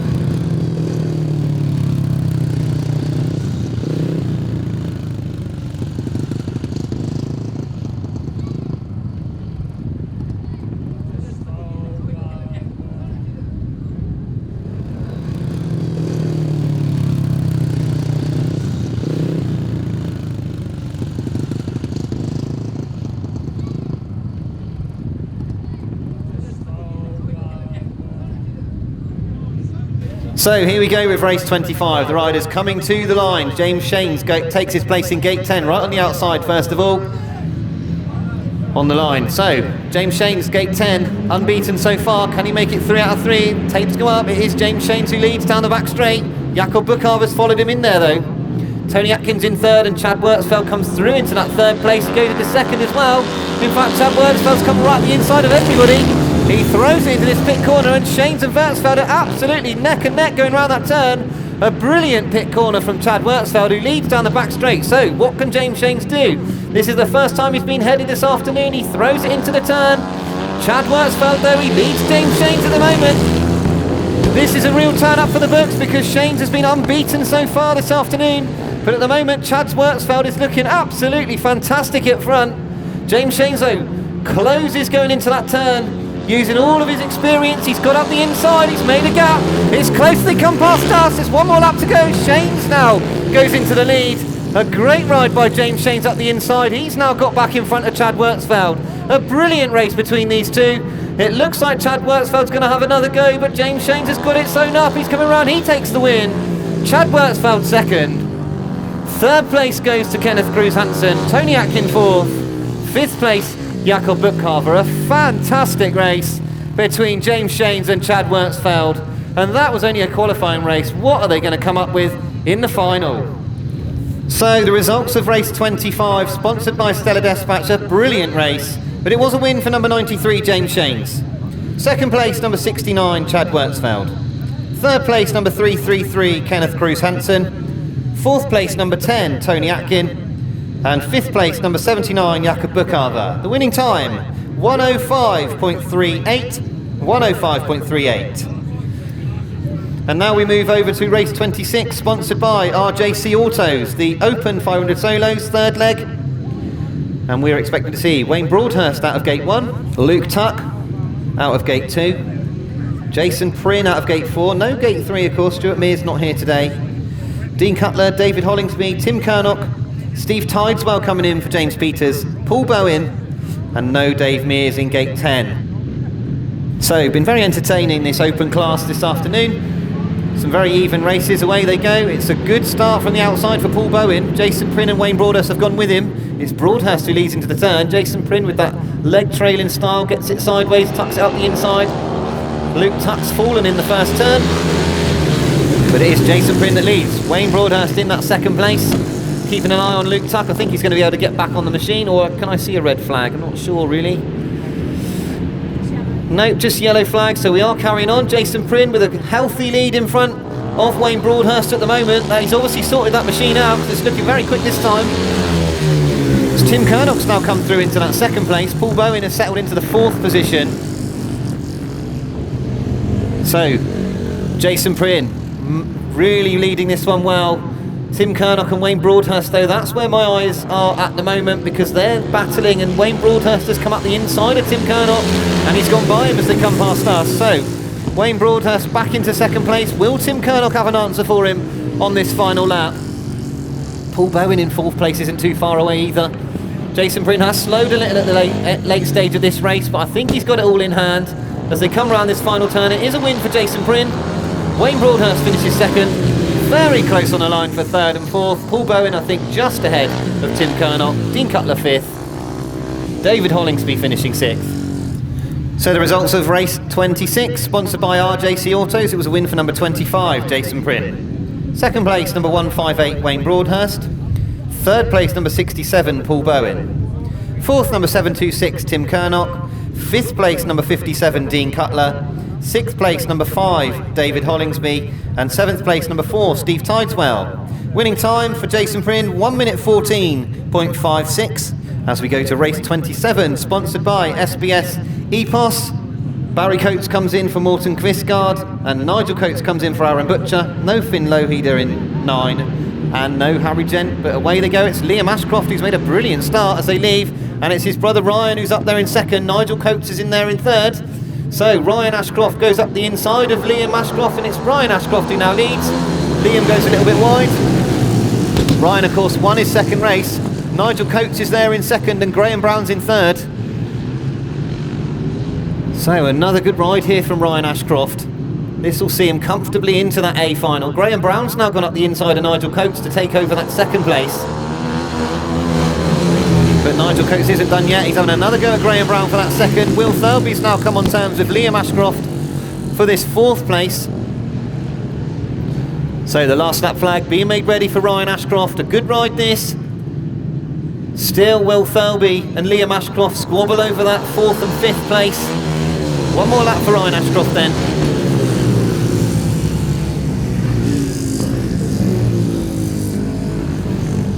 Down the back straight they go then. Ashcroft followed by Brown, followed by Coates. Will Thirlby seems to have established himself in that fourth place now.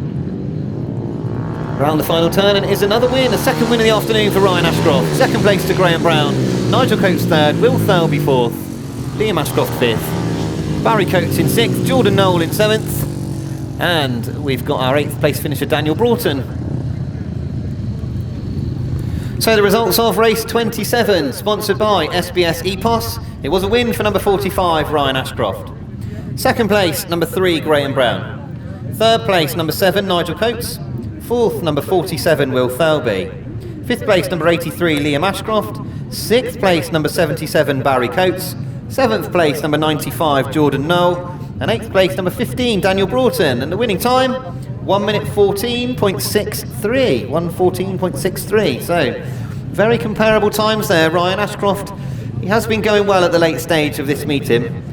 So, race 28's coming to the line. Three wheels once again, the old and new sidecars. Mark Courtney and Leon Torres so far have won both of the races here. They had to work very hard for the second one. They lead at the moment on maximum 14 points. Liam Brown, he's had a second and a third. And Brian Hatch, number 69, had a good first ride and then pulled up in the second ride with a problem. So he's dropped points heading into this third leg. 4 races of these today, and the top point scorer will be the winner. So away they go. It's a great start on the inside for Mark Courtney and Leon Torres, but Brian Hatch and Liam Brown have made good starts from the middle as well, and it's Mark Courtney that leads. Liam Brown's in that second place, and Brian Hatch has got himself into third. It seems like the bike stopped once again for Brian Hatch. A real shame for Brian. Once again, well positioned, but the machine stopping. So at the front, Mark Courtney, Leon Torres, leading ahead of Liam Brown and Frankie Courtney, who are very close to them as they go into this next lap. There's not a big difference between the two of these at the front. Mark Courtney currently in front, but Liam Brown is a little bit quicker down the back straight.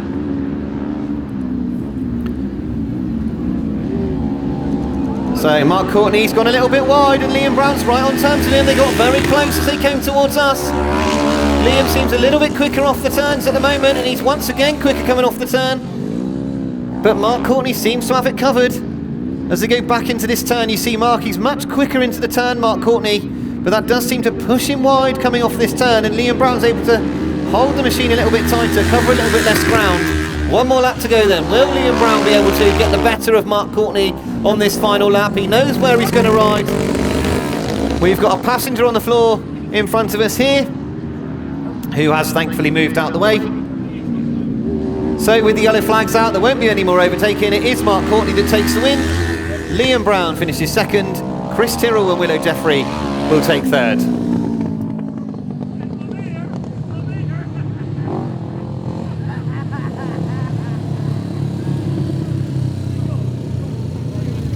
So the results of race 28, sponsored by Vince Stone Window Glazing. It was a win for number 72, Mark Courtney and Leon Torres. Second place, number 3, Liam Brown and Frankie Courtney. Third place, number 169, Chris Tyrrell and Willow Jeffrey. And fourth place, number 181, Paul Nelson and Lewis Wharton. no 5th or 6th finisher. Herman Paul coming across the line with just himself, no passenger. That means that he's not featured in the results. The winning time, 1:28.28. 1:28.28. So, race 29, the 250 solos. And we've got no Phil Thomas in gate 2. He's taken by 413 Chris Simmons. No Aidan Arthur in gate 4. His place taken by Giles Dismore, number 82. But everybody else should be as per programme, so we're expecting 10 riders on the line for this race number 29. Ace Piper's there on the line. That's good to see after his dad took that nasty tumble. So brave of Ace to get back on the machine. But away we go. It's Chris Steele that leads into the turn. Ace Piper has gone flying around the outside. He certainly does a little put off by that crash. It's Chris Steele in front. Ace Piper's got himself into second with that brilliant first turn. Tim Grigg in third. So this is exciting from Ace Piper. He's gone round the outside once again. He's up in line with Chris Steele going down that back straight. So Chris Steele leading. Ace Piper, he'll be looking for a gap, looking for a way past Chris Steele. He's much quicker in the middle of the corner, but you can see that 2 straight machine so fast off the turns. So Tim Grigg in that 3rd place, looking for a mistake. Chris Steele lifts heavily coming off that turn. He's managed to keep going though. Last lap flag is made ready then, and it looks like Chris Steele might have this one sewn up, despite Ace Piper having a real go on the back of Chris Steele. Great to see Ace Piper out there. 15-year-old lad, saw his dad have a nasty accident, but still got himself back on the bike and is having a go. So into this final turn, I can see Ace has lost his steel shoe actually as he comes around here. It's going to be a win for Chris Steele and a great 2nd place for Ace Piper. 3rd place to Tim Grigg. 4th place to Carl Bedingfield. Austin Riches 5th, Mark Wood 6th, Lee Bassett 7th, and Chris Simmons 8th. So the results of race 29, sponsored by Brian Bassett. It was a win for number 76, Chris Steele. 2nd place, number 696, Ace Piper. 3rd place, number 10, Tim Grigg. 4th place, number 73, Carl Bedingfield. 5th place, number 46, Austin Riches. 6th place, number 24, Mark Woods. 7th place, number 3, Lee Bassett. And 8th place, number 413, Chris Simmons. And the winning time, 1:13.85. 1:13.85. So, great 250 race. And another one to follow with race 30, which will complete our 3rd leg rides. No Graham Thomas in gate 5, his place taken by Jake Breeze, number 40. No Gary Cook in gate 3, his place taken by number 68, Chris Mackett. And Kenzie Cossey will race number 22. But apart from that, we are as per programme and we are away. And it's Ben Phillips that's made a great start, but Cameron Taylor quickly gets on side with him. And it's Cameron Taylor that leads into the turn. Ben Phillips lifts heavily in the middle of the corner and goes very, very wide. But it's Luke Harris that's taken up the challenge with Cameron Taylor. They're together as they go into that turn. Luke Harris in second, Cameron Taylor at the moment in front, but Luke Harris looks very fast in that 2nd place. Sam Norris has fought his way through for that 4th place, but he's quickly being attacked by Adam Hawker on the inside. Look at the speed of these front 2. Cameron Taylor and Luke Harris, 2 very quick 250 riders at the front. Sam Norris is making ground up on Ben Phillips for that 3rd place. He's looking quick in that 4th place at the moment. Ben Phillips has had a look behind him. He's seen that Sam Norris is a lot nearer than he was before. Last lap flag comes out then. He's tempting Luke Harris, Cameron Taylor. He's coming very wide off of this final turn. He's tempting Luke Harris up the inside. Sam Norris has got himself into that 3rd place now.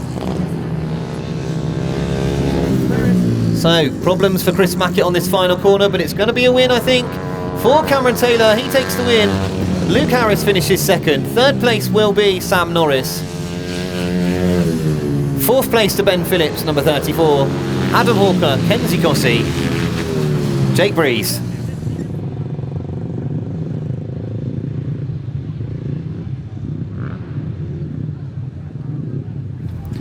So race 30, the 250 solo, sponsored by Team Palmer Racing. A very quick race time as well. But it was a win for number 101, Cameron Taylor. 2nd place, number 26, Luke Harris. 3rd place, number 7, Sam Norris. 4th place, number 34, Ben Phillips. 5th place, number 50, Adam Hawker. 6th place, number 22, Kenzie Cossey.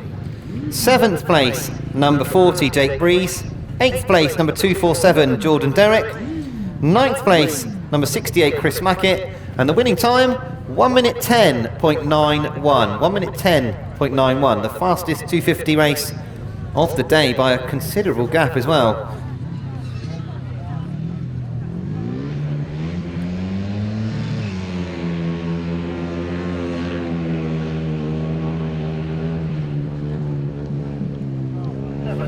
So out for another ride, we've got this demonstration from 14-year-old Max Perry, soon to be 15-year-old Max Perry in a couple of weeks. And we can't wait to see what he's going to do in the adult classes. World Junior Champion, of course. Racing for the Leicester national team at the moment.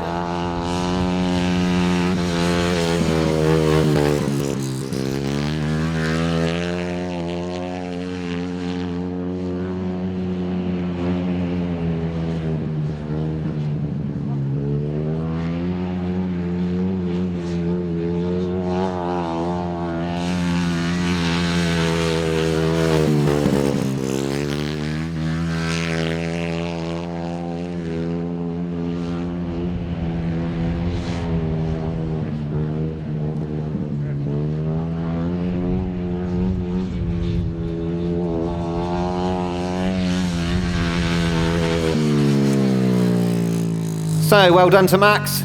He's not hanging about, is he? Certainly not taking his time around here. Really quick. So race 31 will be the next race on the circuit. It's the right-hand Sidecar C final. So we know that a few of these riders that are lined up for this race have had tough days, and we're not sure. I think we might only have the 2 outfits in this one.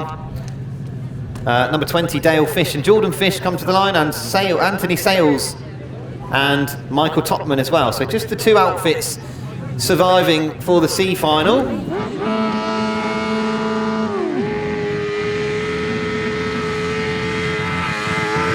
So away they go, and Anthony Sales and Michael Topman get away, and Dale Fish seems to have a problem here at the start. I'm not sure what's happened there. So the red flags are out, and the race being stopped because something fairly terminal's happened there to Dale Fish. Anthony Sales obviously on his own now in the C final, so rather than put him out on his own, he's going to go into the B final because there is a rider missing in the B final. So the Sidecar B final, consisting of all the riders who have been in position 7 to 12. Top point scorer in this one, Robbie Simmons and Wayne Rickards, number 9. Just missing out on the A final, really unfortunate because he's had a good day. Number 15, Matthew Moore and Andy Wilson will be probably not best pleased with the B final, but he'll want to go out and win this one. Number 7, Paul Johnson's had some good rides this afternoon. Michael Austin, number 991, Vinnie Branch in the chair, seems to be getting quicker and quicker as he gets more experienced with the 1000 sidecar racing. Will Penfold and Bradley Reynolds have had a few mechanical problems throughout the afternoon. And then Anthony Sales will be pleased to be coming into this B final with some people to race against.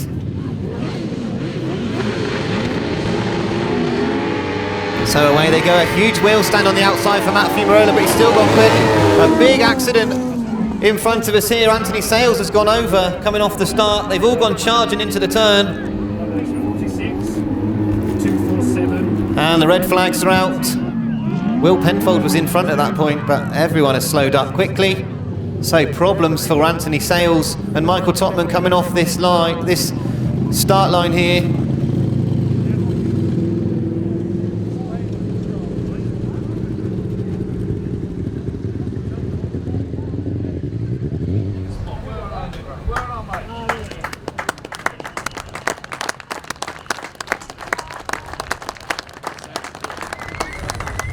So the rerun of this B final. The tapes go up, away they go, and it is Robbie Simmons who makes a good start from the middle, but it's Matthew Marola and Andy Wilson who lead into the turn. Will Penfold's gone in after him. He's gone very tight. They all come together in the middle of the corner. It's Will Penfold and Robbie Simmons is trying to get up the inside there, neck and neck down the back straight. It's Will Penfold who leads though. Robbie Simmons gets his way into that second place. Matthew Marola's right there on his shoulder though as they come around this corner. Will Penfold now leading. Robbie Simmons in that second place. He's chasing after Will Penfold for that lead, but Matt Fumarola's dropped back in that third place. Michael Austin's in fourth. We've lost Paul Johnson somewhere around the circuit. So Will Penfold having the best race of the day here as he leads this B final. Robbie Simmons though is chasing hard after him as he goes tight into this corner. Down the back straight they go then. Will Penfold and Bradley Reynolds. Can Robbie Simmons do anything about this as they go into this turn? The last lap flag's made ready at the moment. It doesn't look like Robbie Simmons has got an answer to Will Penfold. Matt Fumarola still in that third place, still trying to find a gap for Robbie Simmons. He's got very close in the middle of the turn. He's turned it sideways, completely sideways in front of Matt Fumarola. That's allowed Will Penfold to get away, who slows going into this turn. It looks like everything's gone Will Penfold's way. He's going to come around this turn. A fabulous ride by Will Penfold and Bradley Reynolds. Robbie Simmons second, third place to Matt Fumarola. Michael Austin in fourth. Great racing from the sidecars for the B final, race 35. So race 35, the right-hand sidecar B final, a brilliant race in this B final. Give them a round of applause as they come by. It was a win for number 22, Will Penfold and Bradley Reynolds. A fine display in this B final. Great racing from them. Second place to number 9, Robbie Simmons and Wayne Rickards. Third place in that B final, Matt Fumarola number 15 with Andy Wilson in the chair. And fourth place, number 991, Michael Austin and Vinnie Branch. No fifth or sixth, a very quick time. 1 minute 20.47. 1:20.47 is the time. So this circuit seems to have got very quick for these finals, and Will Penfold was absolutely on it in that race. A great B final. That was only the B final. We've got the A final to come, of course. So the 250 solo B final, sponsored by Dog's Body Photography, coming to the line. Austin Riches, Jordan Derrick, Jake Breeze, Kenzie Cossey, Chris Mackett, Lee Bassett, Chris Simmons and Richie Knight go head to head and head in this one. Tapes go up on this 250 B final, and it's a great start for Kenzie Cossey and Austin Riches, the two youngsters making their adult debuts, but Chris Mackett goes through up the inside as they go into this turn. So Kenzie Cossey leads out the turn. Jake Breeze has come up the inside of Austin Riches and gone into that second place. So Kenzie Cossey leading this one. A really good ride from Kenzie Cossey here. Straight up from youth. He's been a steady rider through the youth racing, and now he's going well in the adults. Followed by Jake Breeze with Austin Riches in that third.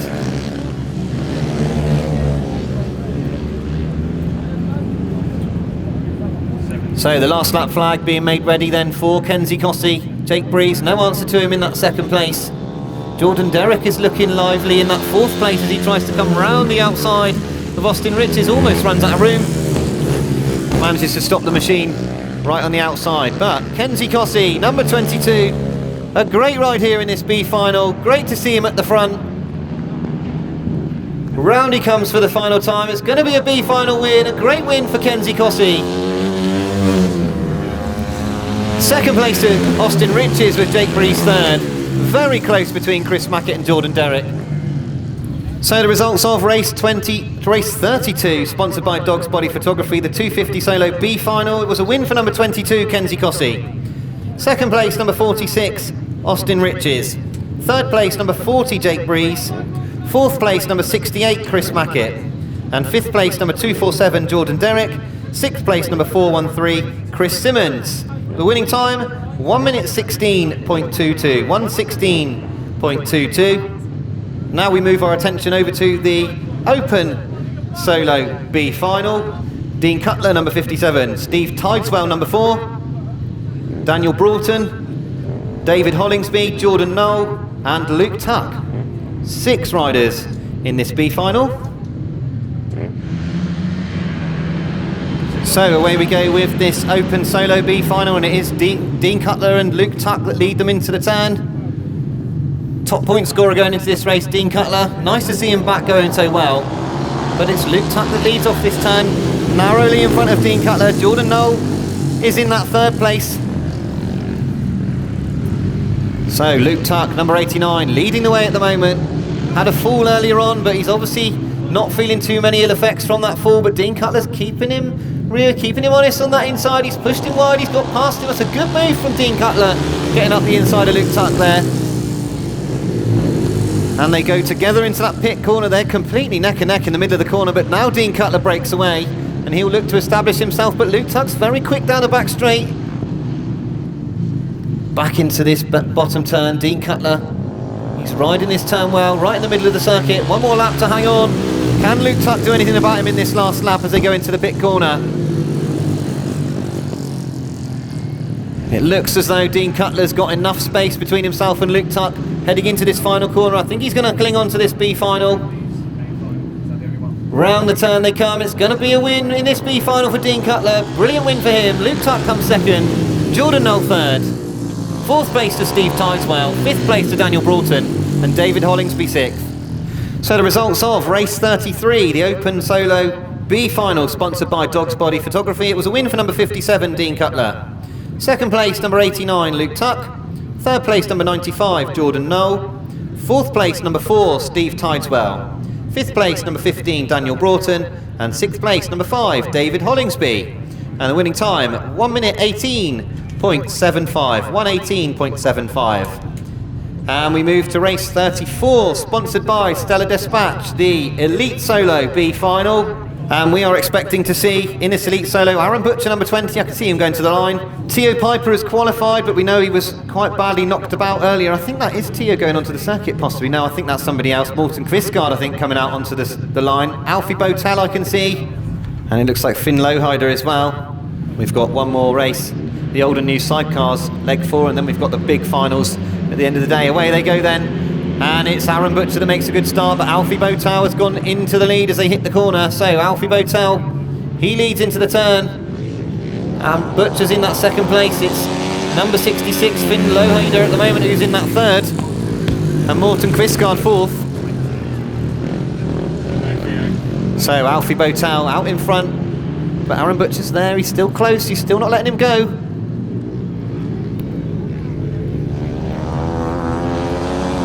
Number 202, Alfie Botel, lots of Speedway experience, turned his attention to Grasstrack last year after racing at Bantasia 1. It's been a tough day for Alfie, but good to see him in front here. But Aaron Butcher's very close to him still going into this turn. He's not letting him go, he's going to go round him if he can. He's got the motor on, he's going right round the outside of him. Botel's going to have to push him wide. They got one more lap to go. So Aaron Butcher, what can he do about Alfie Botel in the last part of this race? Now Alfie will know that Aaron is mounting a challenge. He'll know that he'll have to keep it pinned for another half a lap as he goes into this turn. Butcher's gone completely sideways into the turn. They're absolutely neck and neck. He's switched up the inside. It's a chase to the line. It's just out Alfie Botel. Great racing between Alfie and Aaron Butcher. Third place will be Finn Lowhider from Germany. And Morton Quisgard will finish in fourth. So another great B final. It was a win for number 202, Alfie Botel. Second place, number 20, Aaron Butcher. Third place, number 66, Finn Lowhider. And fourth place, number 412, Morton Quisgard. The winning time, 1 minute 12.07, 1:12.07.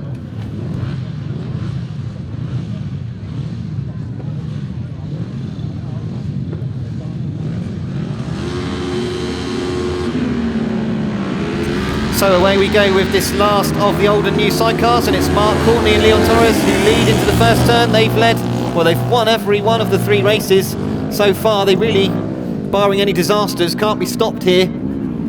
Chris Tyrrell's got himself into that second place. Liam Brown in third at the moment. So Mark Courtney and Leon Torres, they have been once again the crew to beat in the old and new sidecar class. Liam Brown's actually slipped through for that second place ahead of Chris Tyrrell now. Paul Nelson's in that fourth place at the moment. So Mark Courtney, Leon Torres looking very quick down the back straight.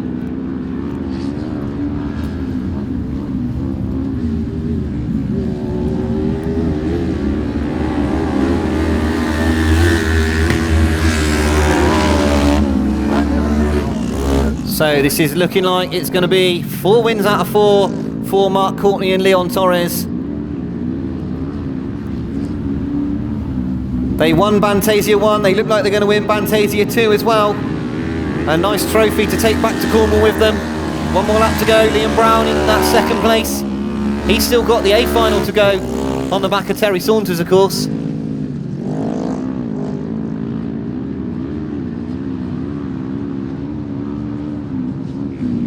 So round the corner for the final time. It's a 4th win, 4 out of 4 for Mark Courtney and Leon Torres. They take the win.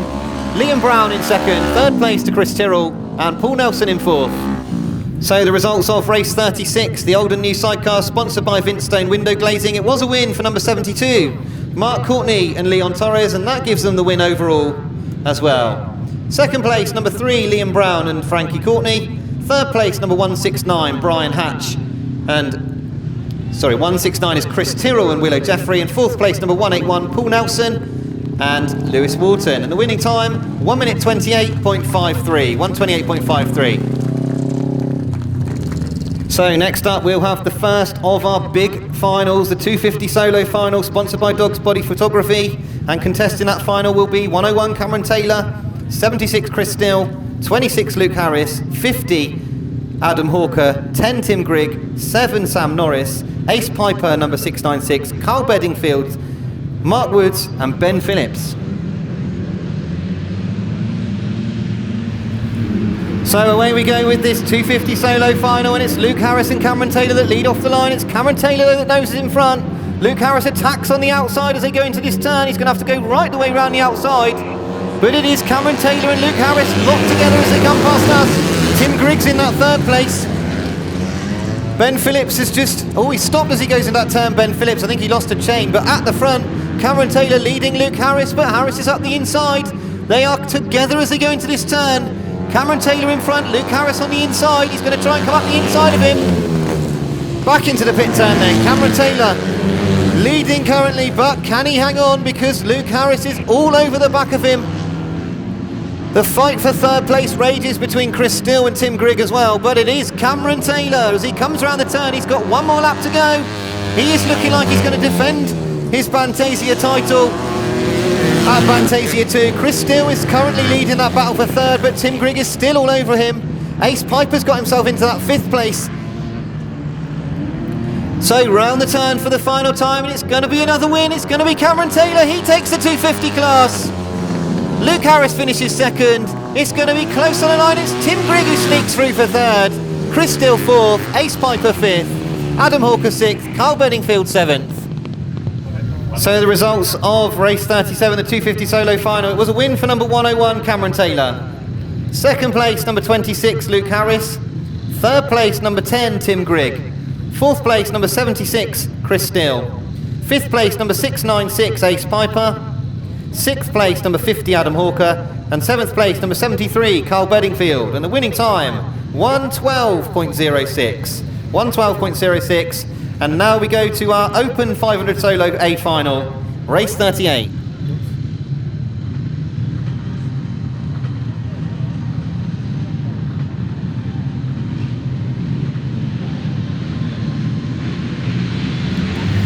So here we go for this Open Solo final. Away they go. It's a great start for Liam Ashcroft, but it's Jason Prynne that leads into the turn. Wayne Broadhurst has gone chasing in after him in 2nd place. They all get together in the middle of the corner. Jason Prynne's gone incredibly wide, and Ryan Ashcroft's come through to lead. So Ryan Ashcroft now leading. Jason Prynne made a mistake in that first turn. He's now got to hunt down Ryan Ashcroft. He's going back round the outside, but Ryan Ashcroft's going to try and keep him out there. Wayne Broadhurst is there as well. They're all together in the middle of this corner. Now Wayne Broadhurst has got himself back in front, and Jason Prynne is very wide again. Broadhurst leads, then Ashcroft in 2nd. Jason Prynne still incredibly wide on the outside. He's now got to try and tuck it underneath Wayne Broadhurst as he comes off this turn. But Wayne Broadhurst leads. Back into this bottom corner. Now, can Jason Prynne get a tighter line here? He's turned the bike much harder. That's a much better line for Jason Prynne this time. He's now got to mount a challenge in this last lap on Wayne Broadhurst. Up the back straight they go. Has Wayne Broadhurst got enough to cling on, or will Jason Prynne attack on this last bend as they go into this turn? Wayne Broadhurst is struggling to turn the bike. Jason Prynne's got the machine turned already, and he's fallen. Jason Prynne wins. Ryan Ashcroft 2nd. It's Graham Brown, I think, who was 3rd. Disaster for Wayne Broadhurst. Absolute disaster.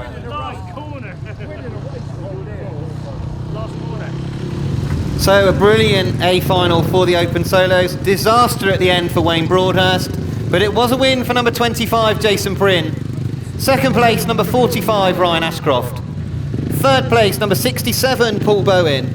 4th place, number 3, Graham Brown. 5th place, number 47, Will Thalby. 6th place, number 7, Nigel Coates. 7th place, number 83, Liam Ashcroft. 8th place, number 726, Tim Carnock. 9th place, number 77, Barry Coates. And the winning time, 1 minute 12.81. 1:12.81. And now we turn our attention to the Elite Solo A Final.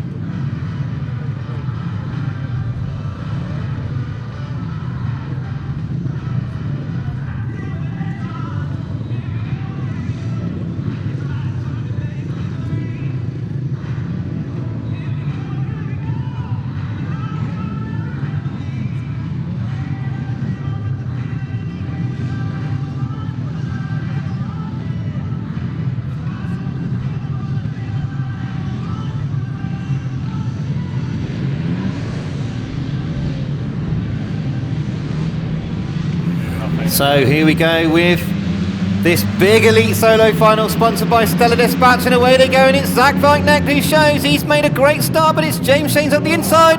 Shanes has fallen into the turn heavily. A nasty fall for James Shanes going into that turn. We've lost another rider as well. I think Zach Wajtknecht has fallen in the middle of the turn as well.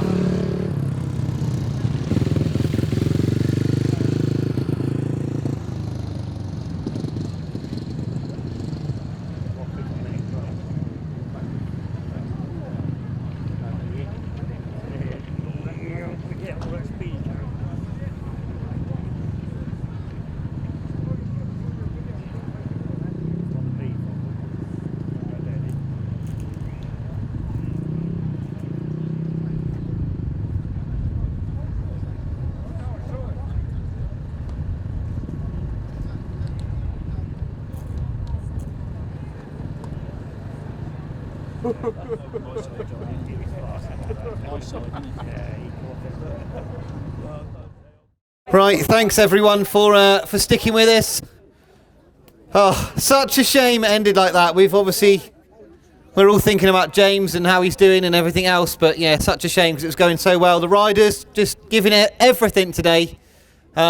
We've been, blown away by the kindness of the riders for coming, for the fans for coming, for the whole thing. It was all going so smoothly, and then people started to get hurt, and we never like to see that. So we're all feeling, I'm sure you're all feeling yourselves a little bit like it's not quite ended how we wanted, but we've got some winners, we've got some champions, and we're looking forward to giving out the prizes to some of these very brave riders that have been riding very, very well this afternoon.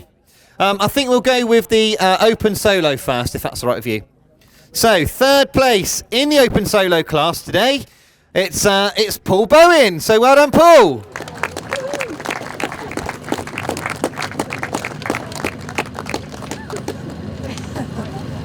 And 2nd place in the open solo class, great to see him coming up here, Ryan Ashcroft.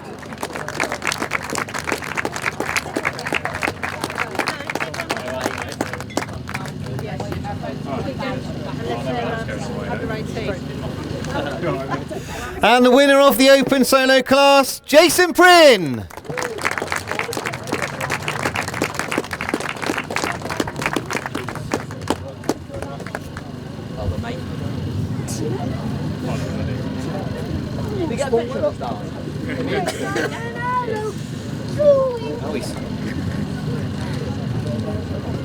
Break the camera time.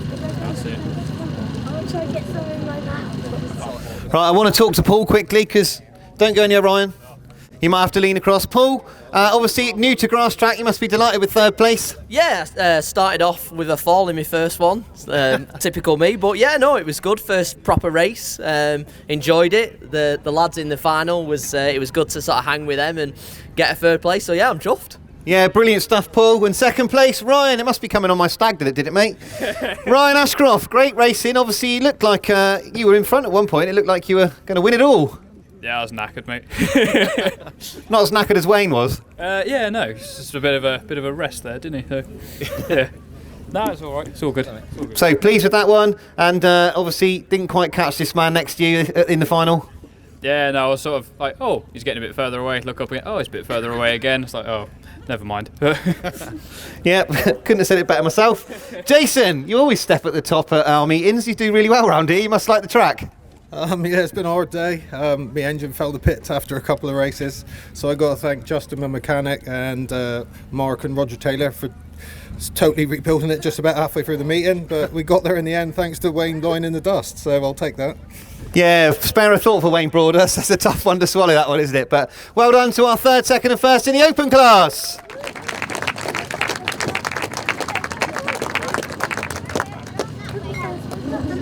So in the old and new side, we love having the old and new sidecars here because they go so well round here, and they were brilliant last time. Great again today. In third place though, Chris Tyrrell and Willow Jeffrey. He's gone home. Good, because he ain't got a trophy anyway. All right, in second place then, Liam Brown and Frankie Courtney.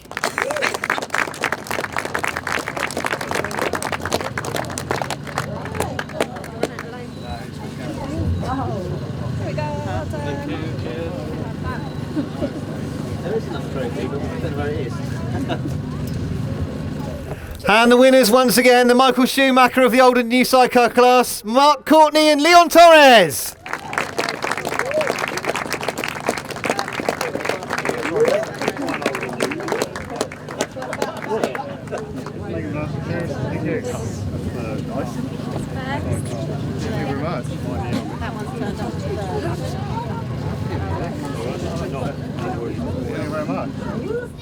Very well done, and Liam, obviously you'll be up again in a minute, but enjoying driving the outfit. You still didn't quite get him? No, it's all a good laugh. I literally just pulled it out at workshop last week and thought, oh, I better get it ready now. But no, it's just been one of them days. It's just couldn't get out of starts, and yeah, I wasn't going to catch Mark, so I just give up in the end. Yeah, didn't catch him, and Mark, another win. Another trophy. Yeah, it's about time that you retired, I suppose, and give someone else a chance. No, not yet. Maybe another season or two. But they done well today. They give us a run for our money, so all good. And nice for the old and new class to be, included and be, in front of lots of people that might even want to ride one. Yeah, hopefully it was a good show and everybody enjoyed it. So yeah, happy. Very good. Great stuff. So second and first in the old and new sidecar class. Yeah, you just tell Claire, that'd be good. So the 250 solo class, a really competitive class this afternoon, some brilliant racing in this class. Right on the line, this man managed to get himself third place, Tim Grigg.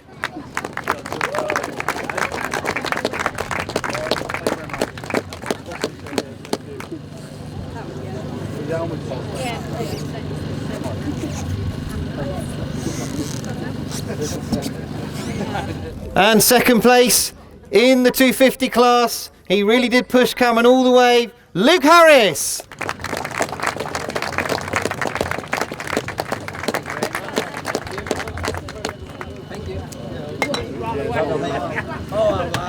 And the winner once again, he's defended his Bantasia championship. He really is going places, this lad, Cameron Taylor.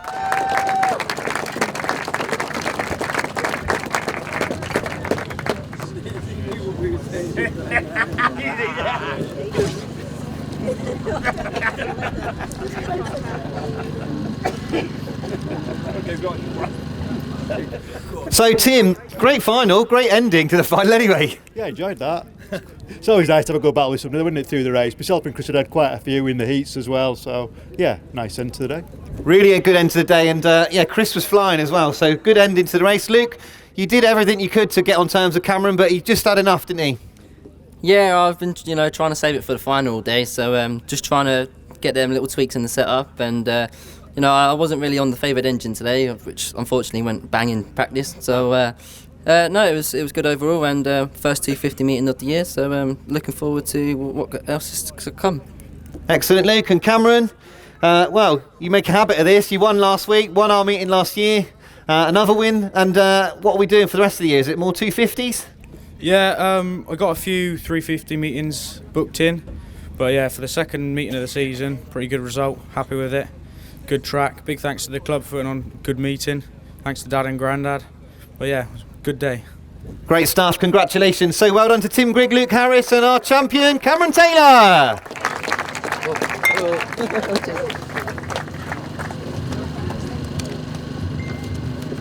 So now on to the 1,000 sidecar class. I think it's fair to say that the racing in the sidecar class was pretty ferocious today. There was plenty of bumping and boring going into this first turn. We love all that, don't we? Well, I do now, I don't race them. Third place though, brilliant races today, Neil Owen and Jason Farwell.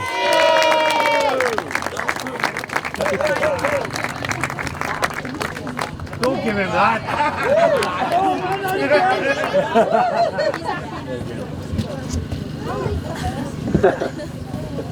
And in second place today, another good day's racing for this crew, Terry Saunders and Liam Brown.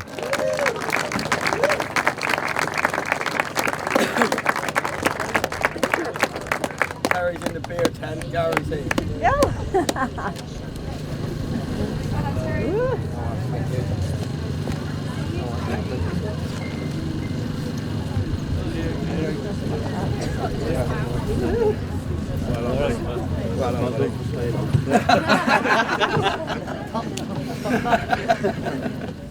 And our winner, defending the Bantasia Championship, the domination continues, Mark Cosser and Gareth Williams.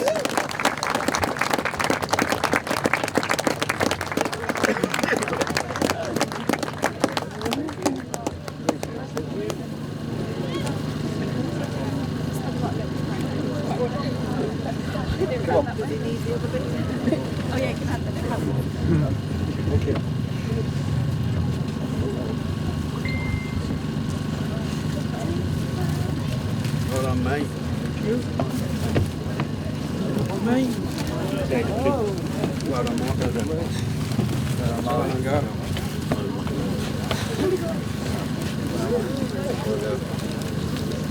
Mark.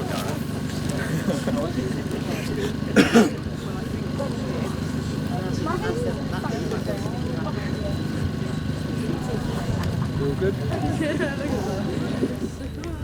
I'm waiting for the nod. Right, Neil. You might have to come to me a bit, Neil, I'm afraid. I'm a bit stuck. Thank you. Thank you. Here he comes. Great racing. You were flying at the end there. I'm probably a bit disappointed the final didn't run. Yeah, it would have been nice to have the crack of the top boys, in the final. But we were pleased with the performance. Good thank you to Gary Drake in Gordon's. He built the engine. This is our first meeting, so it was a big effort for everyone.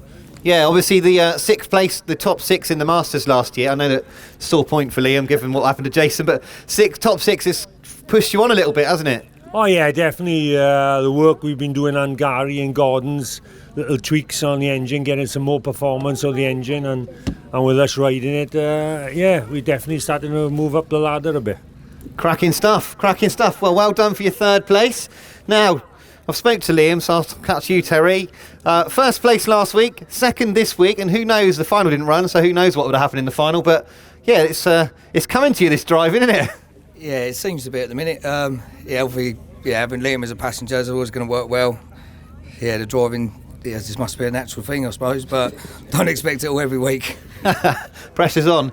We were talking last night about your gating, and we think we know why you're gating, but your gating seems to be incredible. Yeah, a lot of people keep saying that. Yeah, I don't know what I'm doing different to everyone else, but it's working. Is that what it is? That's what it is then. Fair enough. He said it's the ignition that he built, Mark said. Yeah, well done. Great day's racing. Both of you were flying, so not quite as quick as this man, though. Few teething problems at the start, but yeah, got there in the end and back to domination, Mark. I might have to give you this because you're a long way up. Yeah, no, well, we struggling on the Speedway with a misfire and get transferred to this bike, but we got it right for the second one, and yeah, shame the final didn't run, but it's a good day. Yeah, great day, and great to have you here, and great to win Bantasia again. Third place, Neil Owen and Jason Farwell. Second place, Terry Saunders and Liam Brown. But our champions once again, Mark Cosser and Gareth Williams. Well done, mate. Let him down. Cheers, mate. Don't you let him out, mate. Keep hold of that. Oh, right. Okay. Technical hitch. So on to our final class and the Elite Solos, sponsored by Stella Dispatch and Paul Munter, a real friend of the club. Sadly, Paul's had to go. He was going to do the trophies. That's who Claire's standing in for, but we are forever in debt to Stella Dispatch and what they've done to really put together what I'm sure you'll agree was a big lineup of Elite Solos today. The racing was fierce, fast, ferocious, unpredictable, fantastic, but there are 3 very worthy gentlemen that are coming up here to stand up here. Before we start, it's obviously worth pointing out we are thinking about James and hoping that he's okay. It certainly would have been one heck of a final if it had run. But as it turns out, they decided to run it over points. And in 3rd place on points, Paul Cooper!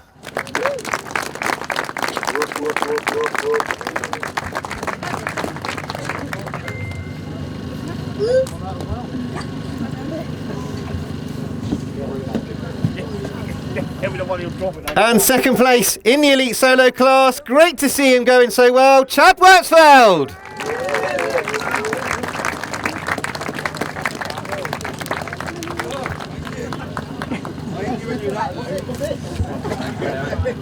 And our winner and Bantasia champion for 2022, Zach Wajtknecht.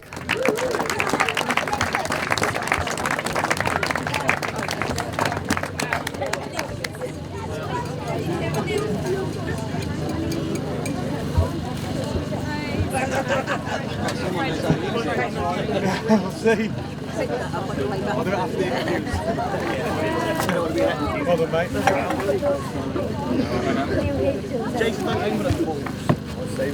Let's come on. Oh, is it? Oh, we're getting a replacement. Yeah, all right. I'll stick it back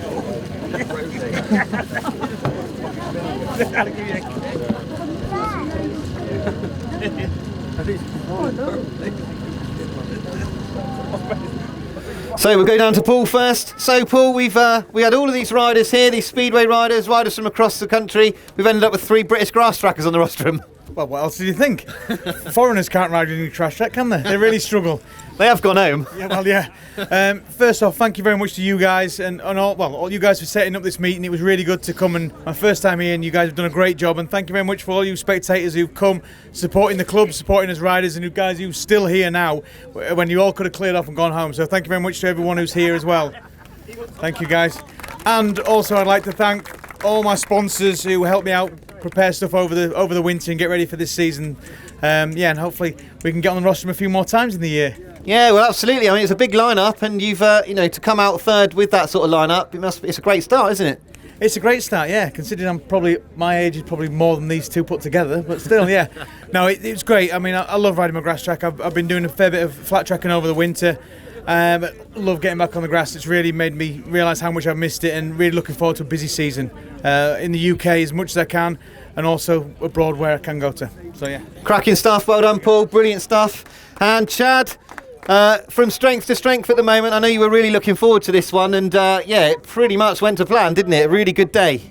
Yeah, it was good. I was just getting some good results during the races, and then led the final until it was stopped, which was annoying, but yeah, it's how it goes sometimes.